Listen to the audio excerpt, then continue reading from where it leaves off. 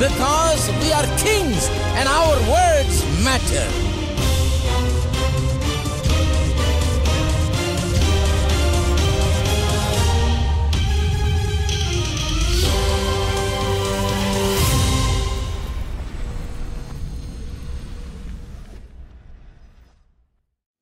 இயேசு என் பரிகாரி, இன்ப இயேசு என் பரிகாரி, என் ஜீவிய நாட்களெல்லாம் இன்ப ராஜா என் பரிகாரி, என் ஜீவிய நாட்களெல்லாம் இன்ப ராஜா என்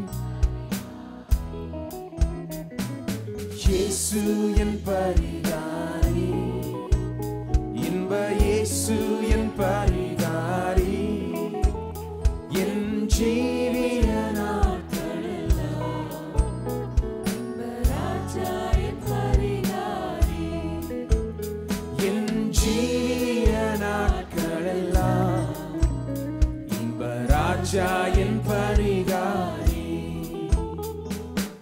எனக்காக அடிக்கப்பட்டார், எனக்காக நொறுக்கப்பட்டார், எனக்காக அடிக்கப்பட்டார், எனக்காக நொறுக்கப்பட்டார். எந்த நோய்கள் யாவையுமே இந்த இயேசு சுமந்து தீர்த்தார்.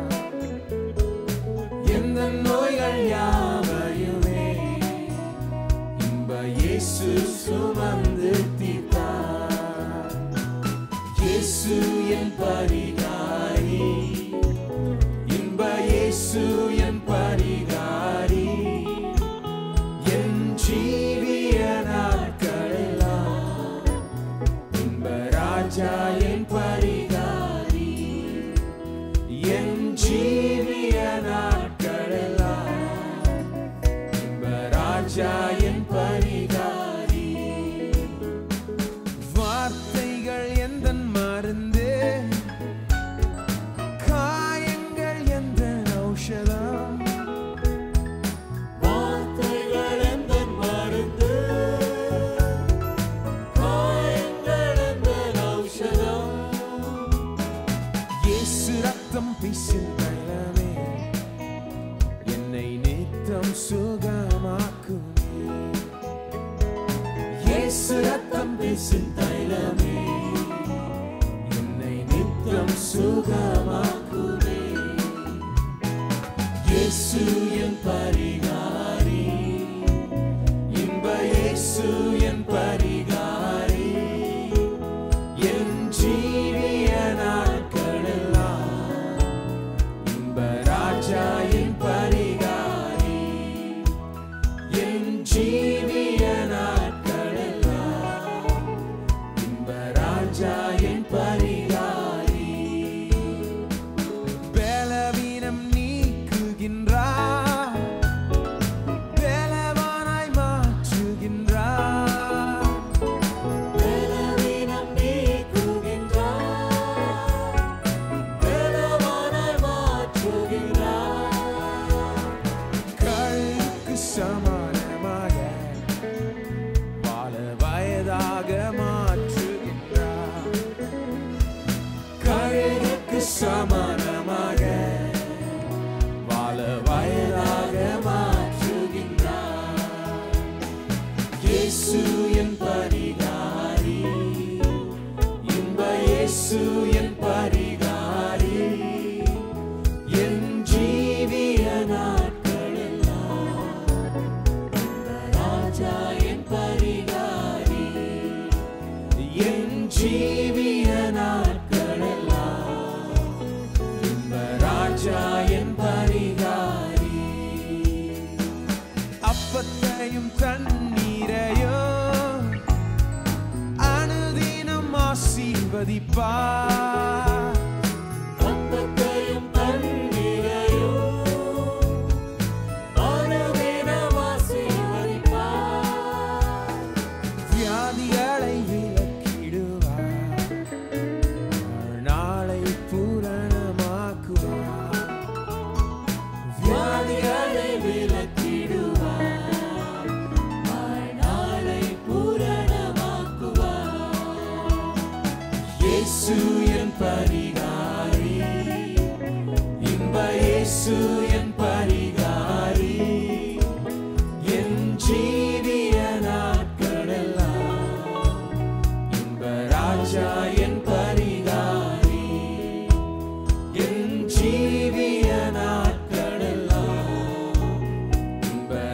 ராஜா என் பரிகாரி.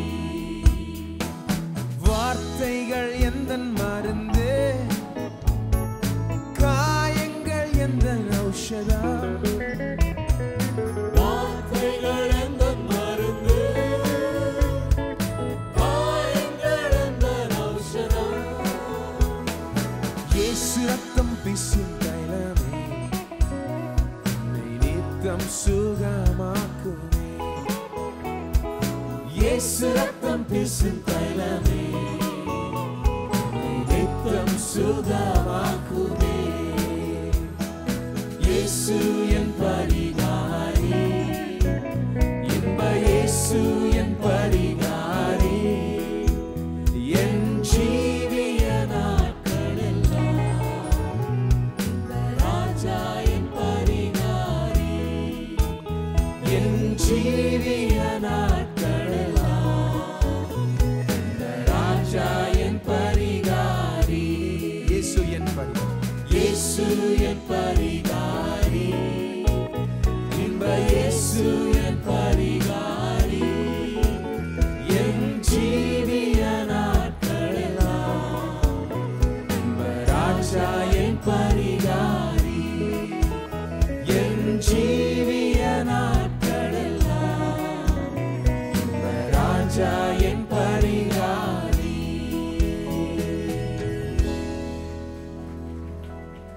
எல்லோரும் நின்று பாடுவோம். தயவுசெய்து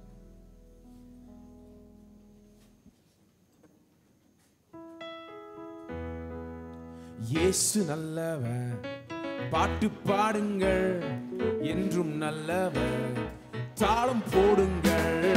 இயேசு நல்லவர், பாட்டு பாடுங்கள், என்றும் நல்லவர், தாளம் போடுங்கள். இயேசு இயேசு நல்லவர், பாட்டு பாடுங்கள், என்றும் நல்லவர், தாளம் போடுங்கள். இயேசு நல்லவர், பாட்டு பாடுங்கள், என்றும் நல்லவர், தாளம் போடுங்கள்.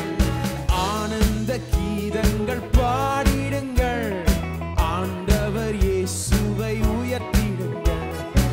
ஆனந்த கீதங்கள் பாடிடுங்கள், ஆண்டவர் இயேசுவை உயர்த்திடுங்கள். இயேசு நல்லவர், பாட்டு பாடுங்கள், என்றும் நல்லவர், தாளம் போடுங்கள். இயேசு நல்லவர், பாட்டு பாடுங்கள், என்றும் நல்லவர், தாளம் போடுங்கள். இரக்கத்தில் ஐஸ்வர்ய சம்பன்னர் அவர், அவர் இரக்கங்கள் காலைதோறும் புதியவைகள். இரக்கத்தில் ஐஸ்வர்ய சம்பன்னர் அவர், அவர் இரக்கங்கள் காலைதோறும் புதியவைகள். மனதுருக்கம் நிறைந்தோரவர், மன்னிப்பில்லை பெருத்தோரவர். மனதுருக்கம் நிறைந்தோரவர், மன்னிப்பில்லை பெருத்தோரவர். கர்த்தர் நல்லவர் என்று பாறை சாற்றுங்கள், கர்த்தர் நல்லவர் என்று பாறை சாற்றுங்கள். இயேசு நல்லவர், பாட்டு பாடுங்கள், என்றும் நல்லவர், தாளம் போடுங்கள். இயேசு நல்லவர், பாட்டு பாடுங்கள், என்றும் நல்லவர், தாளம் போடுங்கள். ஆனந்த கீதங்கள் பாடிடுங்கள், ஆண்டவர் இயேசுவை உயர்த்திடுங்கள். ஆனந்த கீதங்கள் பாடிடுங்கள், ஆண்டவர் இயேசுவை உயர்த்திடுங்கள். இயேசு நல்லவர், பாட்டு பாடுங்கள், என்றும் நல்லவர், தாளம் போடுங்கள். இயேசு நல்லவர், பாட்டு பாடுங்கள், என்றும் நல்லவர், தாளம் போடுங்கள். கர்த்தர் நல்லவர் என்று ருசித்து பாருங்கள், அவர் மேல் நம்பிக்கை வைப்போம் பாக்கியவான். கர்த்தர் நல்லவர் என்று ருசித்து பாருங்கள், அவர் மேல் நம்பிக்கை வைப்போம் பாக்கியவான்.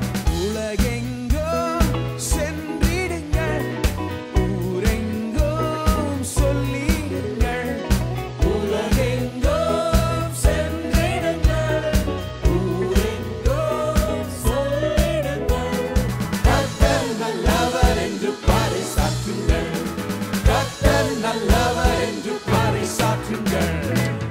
இயேசு நல்லவர் பாட்டு பாடுங்கள் என்றும் நல்லவர் தாளம் போடுங்கள் இயேசு நல்லவர் பாட்டு பாடுங்கள் என்றும் நல்லவர் தாளம் போடுங்கள் ஆனந்த கீதங்கள் பாடிடுங்கள் ஆண்டவர் இயேசுவை உயர்த்திடுங்கள் ஆனந்த கீதங்கள் பாடிடுங்கள் ஆண்டவர் இயேசுவை உயர்த்திடுங்கள் இயேசு நல்லவர் பாட்டு பாடுங்கள் என்றும் நல்லவர் தாளம் போடுங்கள் இயேசு நல்லவர் பாட்டு பாடுங்கள் என்றும் நல்லவர் தாளம் போடுங்கள் சாத்தானை சிலுவை மீதில் ஜெயித்தாரவர் சாவின் கூர்முற்றுமாய் ஓடித்தாரவர் சாத்தானை சிலுவை மீதில் ஜெயித்தாரவர் சாவின் கூர்முற்றுமாய் ஓடித்தாரவர் பாதாள வல்லமைகள் பரிகரிக்க பிறந்தாரவர் பாதாள வல்லமைகள் பரிகரிக்க பிறந்தாரவர் கர்த்தர் நல்லவர் என்று பறைசாற்றுங்கள் கர்த்தர் நல்லவர் என்று பறைசாற்றுங்கள் இயேசு நல்லவர் பாட்டு பாடுங்கள் என்றும் நல்லவர் தாளம் போடுங்கள் இயேசு நல்லவர் பாட்டு பாடுங்கள் என்றும் நல்லவர் தாளம் போடுங்கள் ஆனந்த கீதங்கள் பாடிடுங்கள் ஆண்டவர் இயேசுவை உயர்த்திடுங்கள் ஆனந்த கீதங்கள் பாடிடுங்கள் ஆண்டவர் இயேசுவை உயர்த்திடுங்கள் இயேசு நல்லவர் பாட்டு பாடுங்கள் என்றும் நல்லவர் தாளம் போடுங்கள் இயேசு நல்லவர் பாட்டு பாடுங்கள் என்றும் நல்லவர் தாளம் போடுங்கள் சாத்தானை சிலுவை மீதில் ஜெயித்தாரவர் சாவின் கூர்முற்றுமாய் ஓடித்தாரவர் சாத்தானை சிலுவை மீதில் ஜெயித்தாரவர் சாவின் கூர்முற்றுமாய் ஓடித்தாரவர் பாதாள வல்லமைகள் பரிகரிக்க பிறந்தாரவர் பாதாள வல்லமைகள் பரிகரிக்க பிறந்தாரவர் கர்த்தர் நல்லவர் என்று பறைசாற்றுங்கள் கர்த்தர் நல்லவர் என்று பறைசாற்றுங்கள் இயேசு நல்லவர் பாட்டு பாடுங்கள் என்றும் நல்லவர் தாளம் போடுங்கள் இயேசு நல்லவர் பாட்டு பாடுங்கள் என்றும் நல்லவர் தாளம் போடுங்கள் ஆனந்த கீதங்கள் பாடிடுங்கள் ஆண்டவர் இயேசு உயர்த்திடுங்கள் ஆனந்த கீதங்கள் பாடிடுங்கள் ஆண்டவர் இயேசுவை உயர்த்திடுங்கள் இயேசு நல்லவர் பாட்டு பாடுங்கள் என்றும் நல்லவர் தாளம் போடுங்கள் இயேசு நல்லவர் பாட்டு பாடுங்கள் என்றும் நல்லவர் தாளம் போடுங்கள் கர்த்தர் நல்லவர் என்று ருசித்து பாருங்கள் அவர் மேல் நம்பிக்கை வைப்போன் பாக்கியவான் கர்த்தர் நல்லவர் என்று ருசித்து பாருங்கள் அவர் மேல் நம்பிக்கை வைப்போர் பாக்கியவான் உலகெங்கும் சென்றிடுங்கள் ஊரெங்கும் சொல்லிடுங்கள் உலகெங்கும் சென்றிடுங்கள் ஊரெங்கும் சொல்லிடுங்கள் கர்த்தர் நல்லவர் என்று பறைசாற்றுங்கள் கர்த்தர் நல்லவர் என்று பறைசாற்றுங்கள் இயேசு நல்லவர் பாட்டு பாடுங்கள் என்றும் நல்லவர் தாளம் போடுங்கள் இயேசு நல்லவர் பாட்டு பாடுங்கள் என்றும் நல்லவர் தாளம் போடுங்கள் ஆனந்த கீதங்கள் பாடிடுங்கள் உயர்த்திடுங்கள் ஆனந்த கீதங்கள் பாடிடுங்கள் ஆண்டவர் இயேசுவை உயர்த்திடுங்கள் இயேசு நல்லவர் பாட்டு பாடுங்கள் என்றும் நல்லவர் தாளம் போடுங்கள் இயேசு நல்லவர்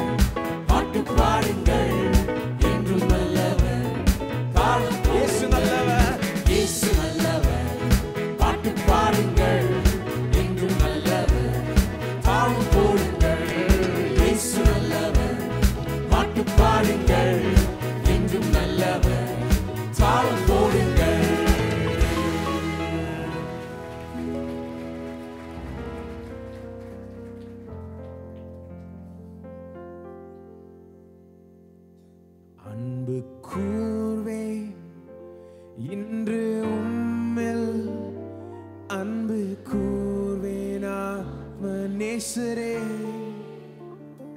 நீத்தியாய் என்னை மண்ணில் காக்கும் உம் அன்பை எண்ணி உயர்த்தி உம்மை துதிப்பேன் கனம் பண்ணுவேன் உம் நாமம் அதை நாளும் எனதுள்ளம் நன்றி மிகுந்து பொங்க அன்பு கூர்வேன் இன்று உம்மில் அன்பு கூர்வேன் ஆத்ம நேசரே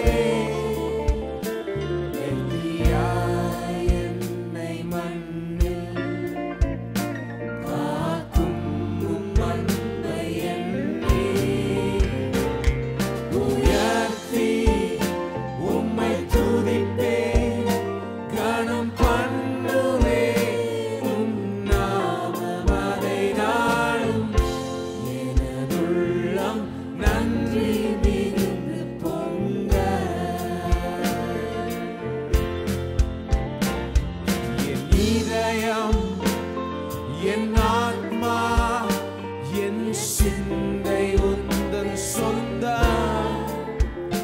கல்வாரி மேட்டின் மீதே விலையீந்தி என்னை மீட்ட உயர்த்தி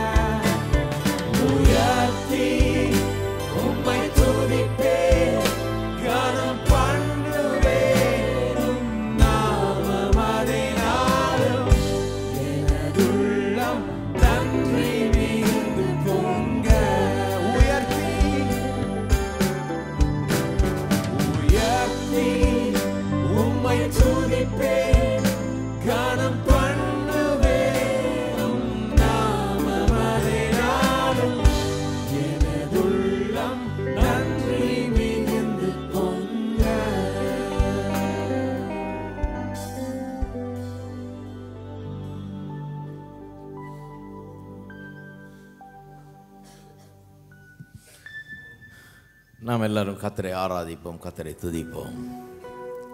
ஹல்லேலூயா. கர்த்தருக்கு துதிகளையும் ஸ்தோத்திரத்தையும் நாம் ஏறெடுப்போம். கர்த்தர் நல்லவர். ஹல்லேலூயா. ஓ உமக்கு ஸ்தோத்திரம், ஸ்தோத்திரம், ஸ்தோத்திரம், ஸ்தோத்திரம். தேவனே உம்மை துதிக்கிறோம், துதிக்கிறோம், துதிக்கிறோம் கர்த்தாவே. ஹல்லேலூயா, ஹல்லேலூயா, ஹல்லேலூயா.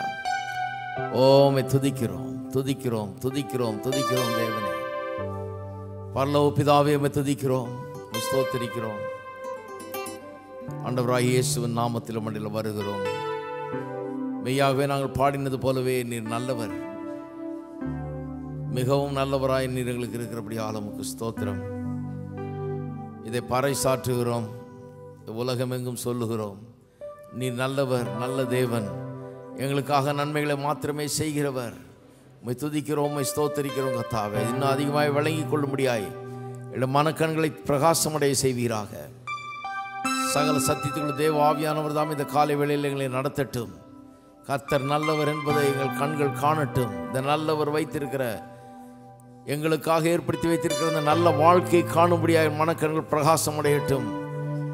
எந்த கண்ணும் கண்டாத, எந்த காதும் கேட்காத, எந்த இருதயத்துக்கும் தோன்றாத அப்பேற்பட்ட காரியங்களை புரிந்து அறிந்து கொள்ளும்படியாய் பாராட்டத்தக்கதாக அப்பேற்பட்ட ஒரு மனக்கண்கள் பிரகாசம் இன்றைக்கு உண்டாகட்டும் என்று ஜெபிக்கிறோம். சத்தியத்துக்குள் நடத்துவீராக. சத்தியம் ஜனங்களை இன்றைக்கு விடுதலையாக ஆக்கட்டும்.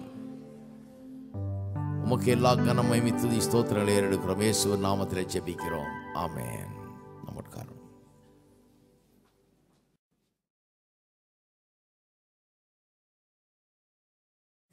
மார்க்கு எழுதின நிருபம் 14ஆம் அதிகாரம் 24வது வசனம். அப்பொழுது அவர் அவர்களை நோக்கி, இது அநேகருக்காக சிந்தப்படுகிற புது உடன்படிக்கைக்குரிய என்னுடைய இரத்தமாக இருக்கிறது. இந்த இரத்தம் இன்றைக்கு கிறிஸ்துவனுடைய மரணத்தையும் அவர் சிந்திய இரத்தத்தையும் நினைவு கூறும்படி, அதை அனுசரிக்கும்படி நாம் கடந்து வந்திருக்கிறோம். இங்கே ஆண்டவர் சொல்லும் பொழுது அநேகருக்காக சிந்தப்படுகிற புது உடன்படிக்கைக்குரிய என்னுடைய இரத்தம் என்று சொல்கிறார். இந்த இரத்தம் பாவத்திலிருந்து பாவ மன்னிப்பை நமக்கு அளித்தது மட்டுமின்றி தேவனுடைய பிள்ளைகளாக வாழ நமக்கு அதிகாரத்தை தந்திருக்கிறது. அந்த பாக்கியத்தை நமக்கு அளித்திருக்கிறது. அது மட்டுமல்ல, நம்முடைய சாபங்களையும் பாவங்களையும் ரோகங்களையும் எல்லாவற்றையும் கல்வாரி சிலுவிலே அவன் சுமந்து தீர்த்தார். அது மட்டுமல்ல, இன்னும் ஏராளமான ஆசீர்வாதங்களை கர்த்தர் நமக்கு வைத்திருக்கிறார். வெறும் பாவ மன்னிப்பு, ரட்சிப்பு, உள்ளத்தில் சந்தோஷம், சமாதானம், அதில் மறைத்த விற்பாடு மோட்சமிக நிலையில் மட்டுமல்ல, நமக்கு தேவையான எல்லாவற்றையும் தேவன் நமக்கு அளித்திருக்கிறார். உடன்படிக்கை என்று சொல்லும் பொழுது பழைய ஏற்பாட்டு உடன்படிக்கை, அதை பார்த்தால் இந்த உடன்படிக்கையை நாம் லேசாக புரிந்து கொள்ள முடியும். கர்த்தர் ஆபிரகாமோடு கூட உடன்படிக்கை பண்ணினார். உன்னை ஆசீர்வதிப்பேன், உன்னை பெரிய ஜாதியாக்குவேன், உன் பேரை பெருமைப்படுத்துவேன், நீ ஆசீர்வதிக்கிறவளை ஆசீர்வதிப்பேன், சபிக்கிறவனை சபிப்பேன்னு சொல்லி கர்த்தர் அவ்விதமாகவே ஆபிரகாமை ஆசீர்வதித்தார். அவனோடு கூட இருந்தவங்களெல்லாம் பெரிய செல்வந்தர்களாக மாறினார்கள். அவருடைய ஆசீர்வாதம் அவ்வளவாக புரண்டோடினது என்று பார்க்கிறோம். அதான் உடன்படிக்கை. வா உன்னை ஆசீர்வதிப்பேன்னு சொல்லி மனுஷர்கள் போய் தேவனிடத்தில் உடன்படிக்கை பண்ணல, தேவனே இறங்கி வந்து மனுஷனிடத்தில் உடன்படிக்கை பண்ணுகிறார். உடன்படிக்கைன்னு சொன்னால் அது மாறவே மாறாது. ஒரு சமயத்தில் லோத்துக்கு உண்டான எல்லாவற்றையும் மற்றவர்கள் அடித்து பிடுங்கி கொண்டு போய்விட்டார்கள். ஆனால் ஆபிரகாம் தன்னுடைய 318 வேலைக்காரர்களை கூட்டி வந்து 5 ராஜாக்களோடு போய் யுத்தம் பண்ணுகிறார். பயப்படவில்லை. இப்போ சாதாரண ஒரு வேலைக்காரர்களை வச்சுட்டு ராஜாக்களோடு எப்படி யுத்தம் பண்ண முடியும்? ராஜ சேனைகள், ராஜாக்களிடத்தில் பெரிய சேனைகள் இருக்கிறது. ஆனால் ஆபிரகாமுக்கு என்ன சொன்னால், தேவனோடு கூட உடன்படிக்கை பண்ணப்பட்ட மனுஷன். எவ்வளோ ராஜா வந்தாலும் ராஜாதி ராஜாக்களுக்கெல்லாம் பெரிய ராஜாவாக, ராஜாதி ராஜாவும் கர்த்தாதி கர்த்தரே என்னோட கூட இருக்கிறார்னு சொல்லி அந்த தைரியத்தில் தான் அவர் போகிறார். அவர் போய் யுத்தம் பண்ணி அதை மீட்டு கொண்டு திரும்பி வருகிறார். இவருக்காக செய்யலைங்க, அவருக்கு வேண்டப்பட்ட ஆட்களுக்காக அவர் செய்கிறார். அவர் தன்னுடைய காரியம் எப்படி நடக்கும் என்பதை நாம் இந்த காலையில் சிந்தித்து பார்க்க வேண்டாம். அது மட்டுமல்ல, லேவியராமத்தில் சொல்லும் பொழுது 5 பேர் 100 பேரை துரத்துவார்கள், 100 பேர் 10,000 பேரை துரத்துவாங்க. தோல்வியே கிடையாது, தோல்வியே இல்லை. இஸ்ரவேல் வம்சத்தில் பெலகீரன் யாருமே இருப்பதில்லை என்றார் அவர். பெலகீரன் எவனும் தன்னை பலவான் என்று சொல்லப்படுறார். உடன்படிக்கை மக்கள் இவர்கள், உடன்படிக்கையில் இணைந்தவர்கள். அவர் அவங்க பிள்ளை இல்லை, 99 வயசு ஆயிடுச்சு, சரீரம் செத்து போச்சு, கர்ப்பம் செத்து போச்சு. ஆனால் அவர் உடன்படிக்கை அந்த செத்துப்போன சரீரத்தை கூட உயிர்ப்பித்தது. அழிவிலிருந்து வாழ்வுக்கும் மரணத்திலிருந்து ஜீவனுக்கும் நடத்துகிற இந்த ரத்தம் இது. நாம் இன்றைக்கு அனுசரிக்கிற ரத்தம் அவ்வளோ வல்லமுள்ள ரத்தம் இது. 90 வயசில் 99 வயசில் அவருக்கு பிள்ளை பிறந்தது பாருங்கள்.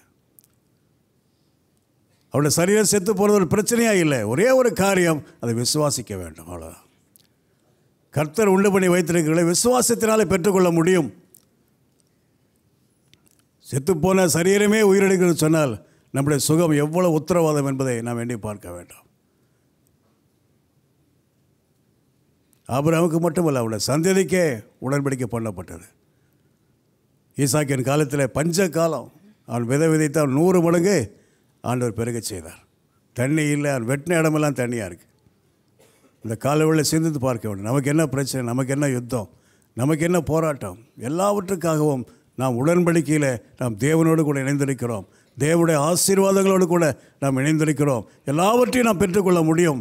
எல்லாவற்றிலும் வெற்றி தான் நம்முடையது, ஜெயம் நம்முடையது, சுகம் நம்முடையது, செழிப்பு நம்முடையது. நாம் பெற்றுக்கொள்ள முடியும். ஒரே ஒரு காரியம், விசுவாசத்தினாலே இன்றைக்கும் அதை நாம் பெற்றுக்கொள்ள. இந்த பந்தி இன்றைக்கு அதைத்தான் நமக்கு சொல்லுகிறது.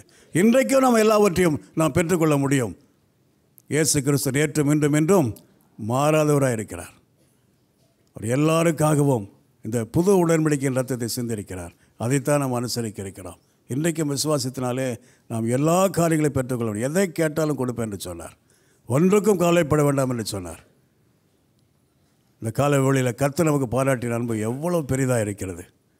கர்த்தர் நம்மை தெரிந்து கொண்டு நம்மை ரட்சித்து நமக்கு ஒரு உடன்படிக்கை ஏற்படுத்தி இருக்கிறார். நாம் எல்லாவற்றையும் பெற்று அனுபவிக்க முடியாக நாம் ஸ்தோத்திரத்தோடு கூட இந்த பந்தியில் பங்கெடுப்போம். நான் ஜெபித்து முடித்தவுடன் பந்தியை பரிமாறுவார்கள். எல்லாருக்கும் வந்து அப்பம் ரசமும் கிடைத்தவுடன் உள்ளே வெளியே மெத்தையில் எல்லா இடத்துலையும் கிடைச்ச உடனே நான் எல்லாரையும் எழுந்து நிற்க சொல்லுவேன். நின்ன பிறகு நாம் எல்லோரும் ஒன்றாக சேர்ந்து இந்த கர்த்தருடைய பந்தி நாம் அனுசரிப்போம். அது வரைக்கும் காத்துருங்க. அப்பத்தை ரசத்தை வாங்கி வைத்துக்கிட்டு தயவுசெய்து காத்துருங்க. நான் எந்திரிச்சு நிற்க சொல்கிற வரைக்கும். அதன் பிறகு நான் எல்லோரும் ஒன்றாக சேர்ந்து அதை அனுசரிப்போம். எல்லோரும் ஜெபிப்போம். எங்கள் அன்பின் பிதாவே, கர்த்தராகிய இயேசுவின் நாமத்தில் உங்களில் வருகிறோம். இந்த அற்புதமான புதிய உடன்படிக்கைக்காக உமக்கு ஸ்தோத்திரம். இந்த மேலான உடன்படிக்கை தேவனுடைய இதெல்லாவற்றையும் எங்களுடையதாக்கி இருக்கிறது. இந்த உடன்படிக்கை இதை எண்ணி பார்க்கிறோம். இது எவ்வளவு நல்லவர் என்பதை நாங்கள் எண்ணி பார்க்கிறோம். கர்த்தாவே, இந்த உடன்படிக்கையின் மக்கள் நாங்கள். எங்களுக்கு எல்லா காரியத்தையும் நீர் சாத்தியமாக்குகிறீர். எங்களுக்கு பலன் இல்லாத போது நீர் எங்கள் பலமாக இருக்கிறீர். எங்களுக்கு குறைவு உண்டாகும் போது அந்த குறைவெல்லாம் நிறைவாக்குகிறவராய் நீர் எங்கள் மத்தியில் இருக்கிறீர். கர்த்தாவே, இந்த உடன்படிக்கை இன்றைக்கு ஒவ்வொருவரும் உணர்ந்து கொள்ளட்டும்.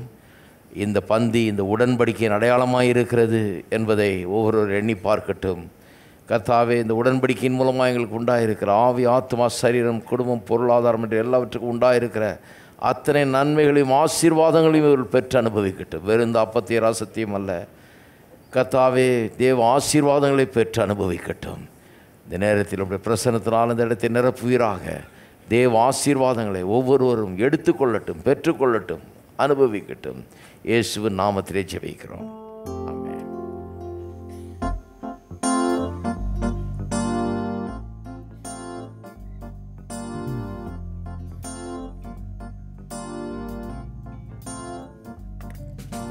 கர்த்தர் தாமே நம் முன்னே போவார். கர்த்தர் தாமே நம் பின் வந்து காப்பார். நாம் அவர் உடைமை, இல்லையே சிறுமை, என்றும் செழுமை, இதுதானே உண்மை. நாம் அவர் உடைமை, இல்லையே சிறுமை, என்றும் செழுமை, இதுதானே உண்மை. கர்த்தர் தாமே நம் முன்னே போவார்.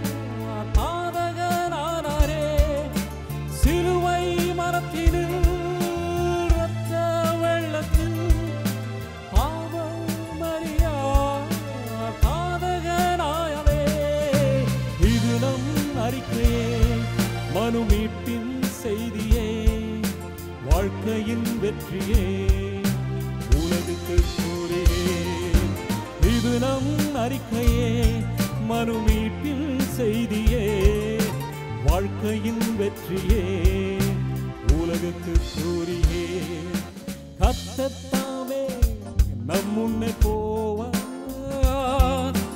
கர்த்தர்தாமே நம் பின் வந்து காப்பார்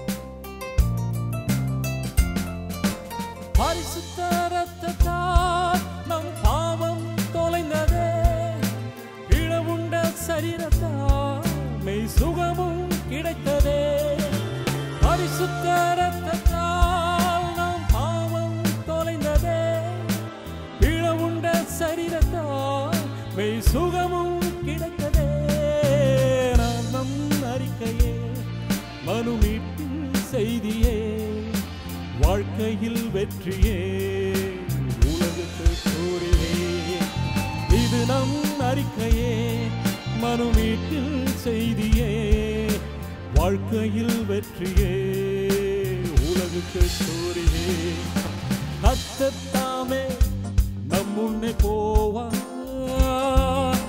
கர்த்தர்தாமே நம் பின் வந்து காப்பார்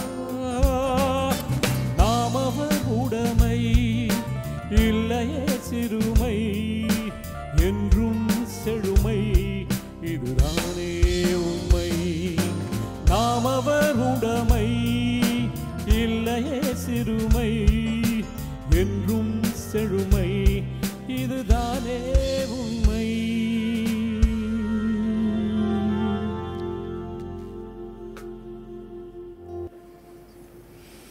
அனைவரும் தயவு செய்து எழுந்து நிற்போம்.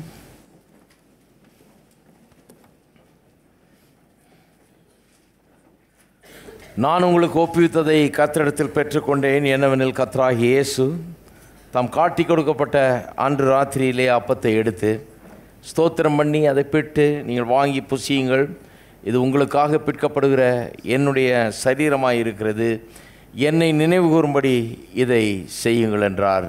நாம் இந்த அப்பத்தை புசிப்போம்.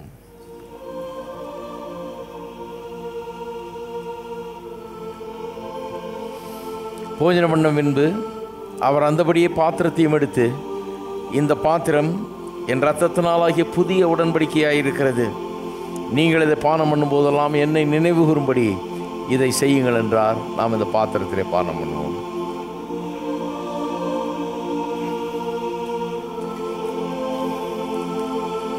நம்ம எல்லாரும் ஒரு நிமிஷம் ஆண்டவரை ஆராதிப்போம். கர்த்தருக்கு துதியும் ஸ்தோத்திரத்தையும் நன்றியும் செலுத்துவோம். இந்த புதிய உடன்படிக்கைக்காக, இந்த உடன்படிக்கையின் மூலமாய் நமக்கு உண்டாயிருக்கிற அத்தனை நன்மைகளுக்காகவும் கர்த்தரை நாம் ஸ்தோத்திரிப்போம். பாவத்தை அவர் எடுத்துக்கொண்டார், நீதி நமக்கு கிடைத்து விட்டது. சாபத்தை அவர் ஏற்றுக்கொண்டார், ஆசீர்வாதம் நம்முடையதாயிட்டது. கர்த்தரை நாம் ஸ்தோத்திரிப்போம். நம்முடைய வியாதி அவர் ஏற்றுக்கொண்டார், சுகம் நம்முடையதாகிவிட்டது. ஹல்லேலூயா.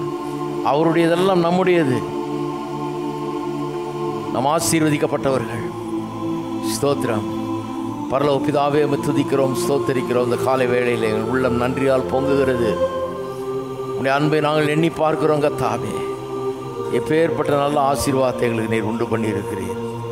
எப்படி எங்களுடைய வாழ்க்கையை மாற்றி இருக்கிறீர். கல்வாரி சிலுவையில் எங்களுடைய பாவ சாபங்கள் அனைத்தையும் சுமந்து தீர்த்து விட்டீர். எங்களை விடுதலையாக்கி விட்டீர். எங்களுக்கு ஒரு புது வாழ்வை தந்திருக்கிறீர். கர்த்தாவே, உமக்கு ஸ்தோத்திரம். நன்றி உள்ளவர்களாக உம்மை துதிக்கிறோம், உம்மை ஸ்தோத்திரிக்கிறோம். என்றென்றைக்கு உமக்காகவே வாழ உம்முடைய நோக்கங்களை நிறைவேற்றங்களை அர்ப்பணிக்கிறோம். ஸ்தோத்திரம். ஜனங்கள் இன்றைக்கு ஒருவேளை வியாதியோடு, பலவீனத்தோடு, சுகவீனத்தோடு, கஷ்டங்களோடு வந்திருப்பார்கள் என்றால் கர்த்தாவே, உம்முடைய ஆசீர்வாதத்தை எடுத்துக்கொள்ளட்டும். உம்முடைய சுகத்தை சுதந்திரித்துக் கொள்ளட்டும். நீர் வைத்திருக்கிற வெற்றியை தங்களுடையதாக்கி கொள்ளட்டும். உடன்படிக்கையின் மக்கள் என்பதை உணரட்டும், உணர்ந்து கொள்ளட்டும். கர்த்தாவே, உணர்வு உண்டாகட்டும். வசனத்தை கேட்கும்போது அப்படிப்பட்ட ஒரு உணர்வு உண்டாகட்டும். வெற்றியும் வாழ்வும் உண்டாகட்டும். இயேசுவின் நாமத்திலே ஜெபிக்கிறோம். ஆமென். நம்ம உட்காருவோம். இப்பொழுது பாட்டு பாடும்போது அந்த கப்ஸை ரிட்டர்ன் பண்ணிடுங்க. பக்கெட் வரும், கப்ஸை ரிட்டர்ன் பண்ணிடுங்க.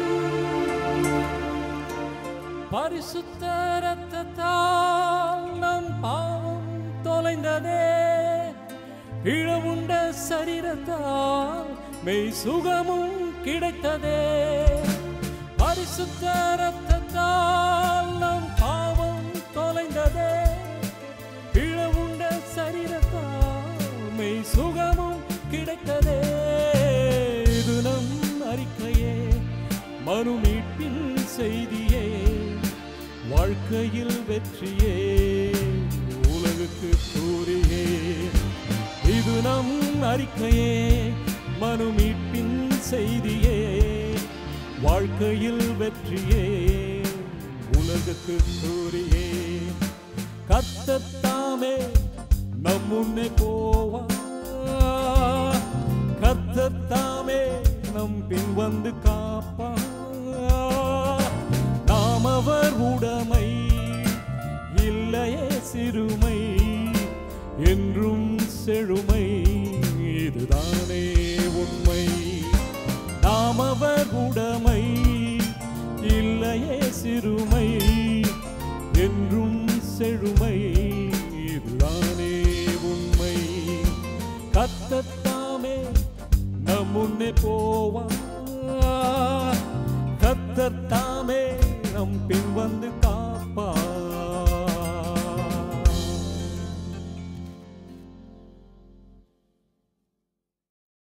காணிக்கையினாலே கர்த்தரை ஆராதிக்கின்ற நேரம்.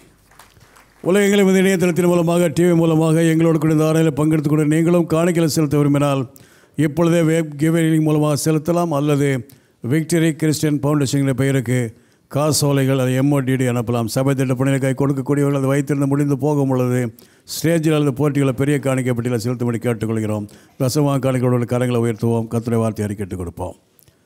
தேவனுடைய வார்த்தை சொல்கிறது, என் ஆலயத்தில் ஆகாரம் உண்டாயிருக்கும்படி தசமபாகங்களை எல்லாம் என் பண்டசாலையில் கொண்டு வாருங்கள். அப்பொழுது வானத்தின் பலனை திறந்து இடங்கொள்ளாமற் போக மட்டும் ஆசீர்வாதங்களை வர்ஷிக்க மாட்டோனோ என்று சோதித்து பாருங்கள். என் தேவன் தம்முடைய வார்த்தையின்படியே வானத்தின் பலனை திறந்து இடங்கொள்ளாமற் போக மட்டும் ஆசீர்வாதங்களை வர்ஷிப்பார் என்று நான் விசுவாசிக்கிறேன். என் காணிக்கையினாலே என் தேவனை கனப்படுத்துகிறேன். கரைகளை கழுவதையாக பெற்றுக்கொள்வார்கள். புதிதாய் வந்தலை வரவேற்க விரும்புகிறோம். இந்த ஆராதனைக்கு முதல் தடையாக வந்தால் தயவுசெய்து கரங்களை உயர்த்துங்கள். உள்ளே இருப்பவர்களும் வெளியே இருப்பவர்களும் மேலே அமர்ந்து இருப்பவர்களும் ஒரு சில வினாடிகளுடைய கரங்களை உயர்த்துங்கள். உங்களுக்கு சபை செய்கிற புரோஷனை கொடுப்பார்கள். அதில் சபையின் ஆராதனை குறிப்புகள், டிவி நிகழ்ச்சியின் குறிப்புகள் எல்லாம் அடங்கி இருக்கிறது. அது மட்டும் இல்லாமல் ஒரு அட்டையை பார்ப்பீர்கள். அதில் உங்கள் பெயரை விலாசத்தையும் எழுதி நீங்கள் போகும் பொழுது CD ஸ்டாலில் கொடுத்தால் நம்முடைய போதர்கள் பேசின 8 செய்திகள் அடங்கிய MP3 CD-யும் வெற்றியும் வாழ்வுங்கிற மாதாந்திர தமிழ் பத்திரிகையும் வெகுமதியோடு பெற்று செல்லலாம். 2வது தமிழாரை முடிந்தவுடனே ஒவ்வொரு வாரம் ஞானஸ்தானம் கொடுக்கப்படும். ஞானஸ்தானம் எடுக்கக்கூடியவர்கள் இந்த ஆராதனை முடிந்தவுடனே ஞானஸ்தான தொட்டிக்கு எதிரில் சேரில் வந்து அமர்படியாக கேட்டுக்கொள்கிறோம். திருமண ஓலை அறிவிப்பு. நமது சபையை சேர்ந்த திருமதி திரு பாலசுப்ரமணிய அவளின் குமாரர் சந்தோஷுக்கும், சென்னை அக்னி பெத்தேல் சர்ச் சபையை சேர்ந்த திருமதி திரு பால் பாண்டியன் அவளின் குமாரத்தி மனோன்மணிக்கும் திருமணத்தில் நிச்சயிக்கப்பட்டிருக்கிறது. இவரவரும் பரிசுத்த வாகத்தில் இணைக்கப்படுவதற்கு தடையாக நியாயமான காரணங்கள் உங்களுக்கு எவ்வளவு காலம் தெரியுமானால் அது உடனே சபைக்கு தெரிவிக்கலாம். இத்திருமணத்துக்கு நாம் கூறும் முதலாவது ஓலை அறிவிப்பு.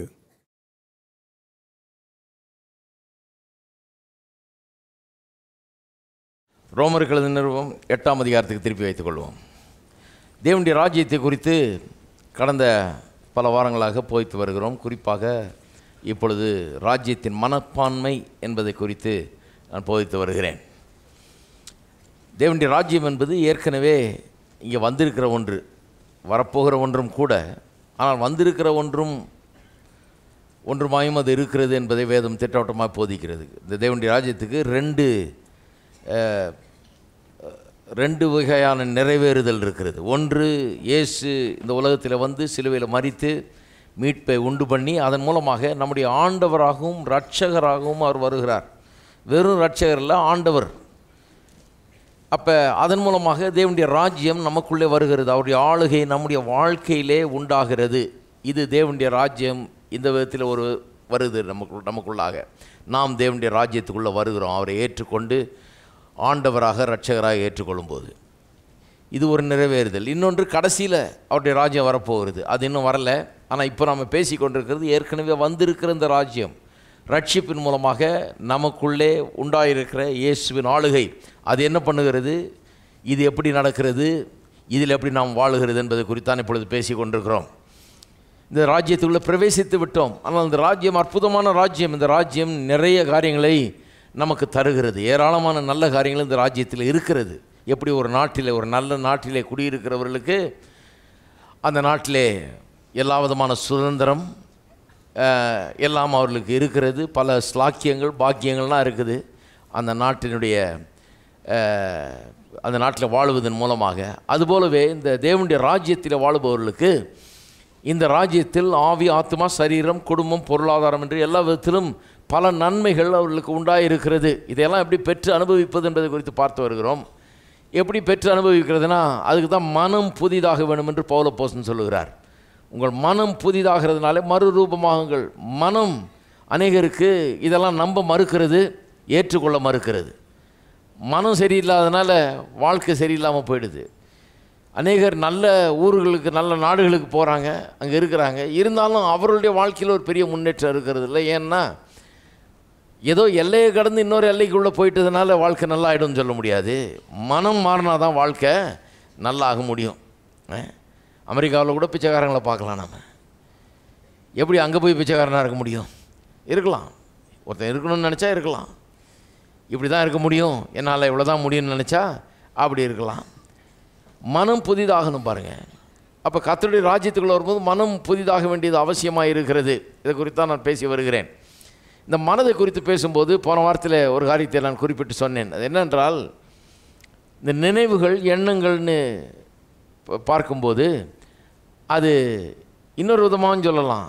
இந்த நினைவுகளும் எண்ணங்களும் கற்பனைகளால் நிறைந்து இருக்கிறது. கற்பனை இல்லாமல் நினைவே கிடையாது, எண்ணங்களே கிடையாது, மைண்டே கிடையாது. கற்பனை இல்லாமல் மைண்டே கிடையாது. கற்பனைங்கிறது மைண்டினுடைய, மனதினுடைய ஒரு பகுதின்னு சொன்னால் கூட அது சரியாக வராது. ஏனென்றால் கற்பனை மனதில் கற்பனை இல்லாமல் மனதே இருக்க முடியாது. மனதே கற்பனைகளால் ஆனது என்றே சொல்லலாம். நான் பேசி கொண்டிருக்கிறேன். நான் பேசி கொண்டிருக்கும் போதே உங்களுக்குள்ள ஒரு காட்சி உண்டாகிறது. ஒரு படத்தை வரைகிறேன். வார்த்தைகள் படத்தை வரைகின்றன. போன வாரம் சொன்னேன் இல்லையா, படத்தை வரைகிறது. அப்போ மனம் யோசிக்கிறது, சிந்திக்கிறது, எண்ணுகிறது எல்லாமே கற்பனை வடிவில் தான் இருக்கிறது. அதுதான் வேதவசனம் அநேக நேரத்தில் எண்ணங்கள், நினைவுகள்னு சொல்லுது ஒழிய, சில ஆங்கில மொழிபெயர்ப்புகள் அதை இமேஜினேஷன்ஸ் என்று சொல்கிறது. இந்த இமேஜினேஷன் என்கிற இந்த பகுதியை பற்றி தான் பார்த்துட்டு இருக்கிறோம். இப்போ இந்த இமேஜினேஷன்ஸ் என்னன்னு, இந்த இமேஜினேஷன்ஸை பற்றி சொல்லும்போது வேதவசனத்தில் பொதுவாகவே எல்லா மனுஷருடைய இமேஜினேஷனுமே, அவருடைய கற்பனைகளுமே மிகவும் மோசமானது. அது எல்லாம் தகர்த்தெறியப்பட வேண்டும் என்கிற அர்த்தத்தில் தான் சொல்லப்பட்டிருக்கிறது. பழைய ஏற்பாட்டில் பார்த்தீங்கன்னா, நோவாவின் வெள்ளத்தை கர்த்தர் அனுப்புறதுக்கு முன்னாடி அங்கே சொல்கிறார், ஜனங்களை பார்க்குறார், ஹியூமன் பாப்புலேஷனை பார்க்குறார். சொல்கிறார், அவருடைய நினைவுகள் எல்லாம், அவருடைய யோசனைகள், நினைவுகள் எல்லாம் அக்கிரமமாக இருக்குதுன்றார். விக்கெட், பொல்லாததாக இருக்கிறதுன்றார். அப்போ ஒன்றுமே நல்லது இல்லை, அதில் எல்லாம் பொல்லாததாக இருக்குது. அதனால தான் உலகமே அழிஞ்சுது. புதிய ஏற்பாட்டில் வாசிக்கும் போது 2 கொரிந்தியர் 10ஆம் அதிகாரத்தில் 3-5 வரைக்கும் வாசித்தீங்கன்னா அங்கே சொல்லப்பட்டிருக்கிறது, நமக்கு போராயுதங்கள் கொடுக்கப்பட்டிருக்கிறது. ஆவிக்குரிய போராயுதங்கள் கொடுக்கப்பட்டிருக்கு. இந்த போராயுதங்களை வைத்துக்கொண்டு சகலவித தர்க்கங்களையும், 5ஆம் வசனம் சொல்லுகிறது 2 கொரிந்தியர் 10, சகலவித தர்க்கங்களையும், மேட்டுமையான கிறிஸ்துவ அறிகிற அறிவுக்கு விரோதமாக இருக்கிற மேட்டுமையான சகலவித எண்ணங்களையும் நிர்மூலமாக்கக்கூடிய தேவ பலன் நமக்கு இந்த போராயுதங்களால் உண்டாயிருக்கிறது என்று பவுல் சொல்லுகிறார். அப்போ தர்க்கங்கள்னு வர்றது இங்கிலீஷில் பார்த்தீங்கன்னா இமேஜினேஷன்ஸ் தான் வருது. தமிழில் தர்க்கங்கள்ன்ற வார்த்தையை உபயோகப்படுத்துகிறாங்க. அப்போ அந்த இமேஜினேஷன்ஸ், எண்ணங்கள், இதெல்லாம் தகர்த்தெறியப்பட வேணும். அப்போ எல்லா எண்ணமே தப்பா, மனுஷனுடைய எல்லா கற்பனையுமே தப்பா. வேதத்தில் பார்த்தீங்கன்னா எங்கே பார்த்தீங்கன்னாலும் எண்ணத்தை பற்றி, மனதை பற்றி, அந்த யோசனைகளை பற்றி அல்லது நினைவுகளை பற்றி அல்லது கற்பனைகளை பற்றி பார்த்தீங்கன்னா, குறிப்பாக கற்பனைகள் எல்லாமே ரொம்ப கேடானதாக தான் இருக்குது, மோசமானதாக தான் இருக்குது. அது ஒழியணும், அழியணும், நிர்மூலமாகணும் அப்படி தான் சொல்லியிருக்கு. ஒரே ஒரு இடத்துல தான் நான் போன வாரம் காமிச்சேன். 1 நாளாகமம் 29:18 அந்த தேவாலயத்துக்காக தாவீது கோடிக்கணக்கான ரூபாய் பொறுமான வெள்ளி பொன்னியும் தருகிறான். தந்ததை பார்த்துட்டு ஜனங்களெல்லாம் கொண்டு வந்து கொட்டுறாங்க. கொட்டோன்னு கொட்டி குவியுது பாருங்கள் காணிக்கைகள். வந்து அந்த தேவாலயத்தை கட்டுறதுக்கு கோடான கோடி ரூபாய்க்கு. அதை சொல்கிறாங்க, இப்போ ரீசன்ட் கால்குலேஷன் படி பார்த்தா சொல்கிறாங்க $5 பில்லியன் வரைக்கும்ன்றாங்க. 1 பில்லியன்னாலே 6000 கோடி, 5 பில்லியன் 30,000 கோடி. இவ்வளோ வந்து குவிஞ்சிருக்குது. இந்த தேசத்து மக்கள் கொண்டாந்து கொட்டுறாங்க, அவ்வளவு காணிக்கையை கொண்டாந்து கொட்டுறாங்க. அதை பார்த்துட்டு அவன் ஜெபம் பண்ணுகிறான் பாருங்கள். ஜெபம் பண்ணும் போது அந்த வார்த்தையில் சொல்கிறான், 18ஆம் வசனத்தில் சொல்கிறான், ஆபிரகாம், ஈசாக்கு, இஸ்ரவேல் என்னும் எங்கள் பிதாக்களின் தேவனாகிய கர்த்தாவே, உமது ஜனத்தின் இருதயத்தில் உண்டான இந்த சிந்தனையையும் நினைவையும் என்றைக்கும் காத்து அவர்கள் இருதயத்தை உமக்கு நேராக்கியருளும் என்று சொல்கிறான். அப்போ அந்த ஒரு டைமில் தான் ஜனங்களுடைய சிந்தைகள், எண்ணங்கள் எல்லாத்தையும் நல்ல விதத்தில் சொல்லப்பட்டிருக்குது. ஜனத்தின் இருதயத்தில் உண்டான இந்த சிந்தையும் இந்த நினைவையும் இப்படி அள்ளி அள்ளி கொடுத்தாங்களே. அப்போ மனுஷன் சும்மா ஒன்றும் அள்ளியெல்லாம் கொடுக்க மாட்டாங்க. அள்ளி கொடுக்குறாங்கனாலே உள்ளே ஏதோ பெரிய வேலை நடந்திருக்குன்னு அர்த்தம். கொஞ்சத்தை கொடுக்குறாங்கனாலே உள்ளே ஏதோ ஒரு பெரிய மாற்றம் இல்லாமல் யாராவது கொடுப்பாங்களா?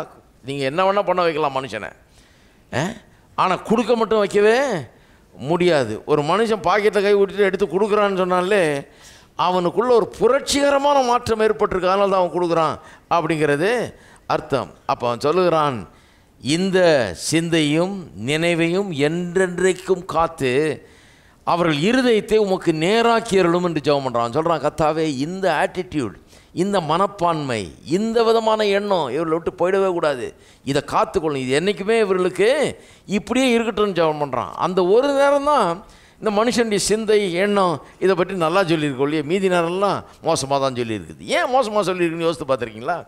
ஏன்னு சொன்னால், மனுஷன் பாவத்தில் விழுந்த பிறகு அவனுடைய மனது அந்த அளவுக்கு பாதிக்கப்பட்டிருக்கிறது. வேத வசனம் சொல்லுகிறது, போன வாரம் வாசித்து காமிச்ச, சிந்தையில் வீணர்களாகி. இப்போ அந்த ஃபாலினுடைய, மனுஷனுடைய பாவத்தில் விழுந்ததனுடைய ஒரு விளைவு என்னன்னா, சிந்தையில், எண்ணத்தில் ஒரு பெரிய மாற்றம். சிந்தையில் வீணர்களாயிட்டாங்க.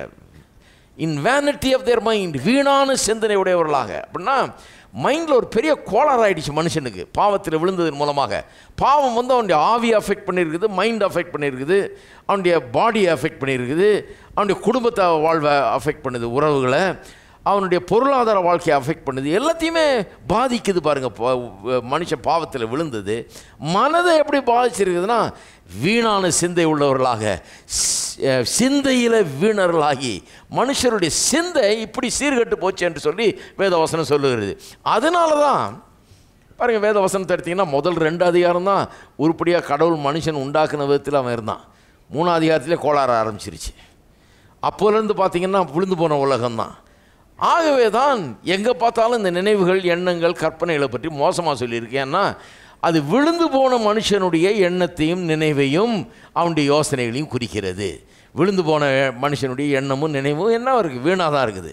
வீணான சிந்தை, சிந்தையில் வீணர்கள், அவர்கள் மனசு கெட்டு போயிருக்குது, எண்ணங்கள்லாம் மோசமானது, அக்கிரமானது, பொல்லாததாக இருக்குது.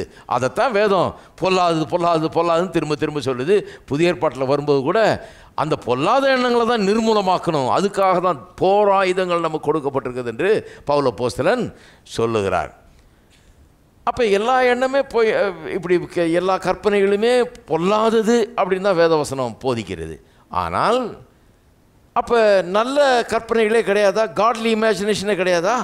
ஒரு தெய்வீகமான ஒரு நல்ல கற்பனைகளே கிடையாதா? நான் சொல்கிறேன், நல்ல கற்பனைன்னு ஒன்று இருக்கிறதுனால தான் கெட்ட கற்பனைன்னு ஒன்று இருக்குது இல்லையா? இருள் இருக்குதுன்னா வெளிச்சம் இருக்குதுன்னு அர்த்தம். அதனால தான் இருள் இருக்குது. வெளிச்சம் இல்லாமல் இருள் இருக்க முடியாது இல்லையா? அப்போ ஒன்று இருந்தால் இன்னொன்று இருக்குதுன்னு அர்த்தம்.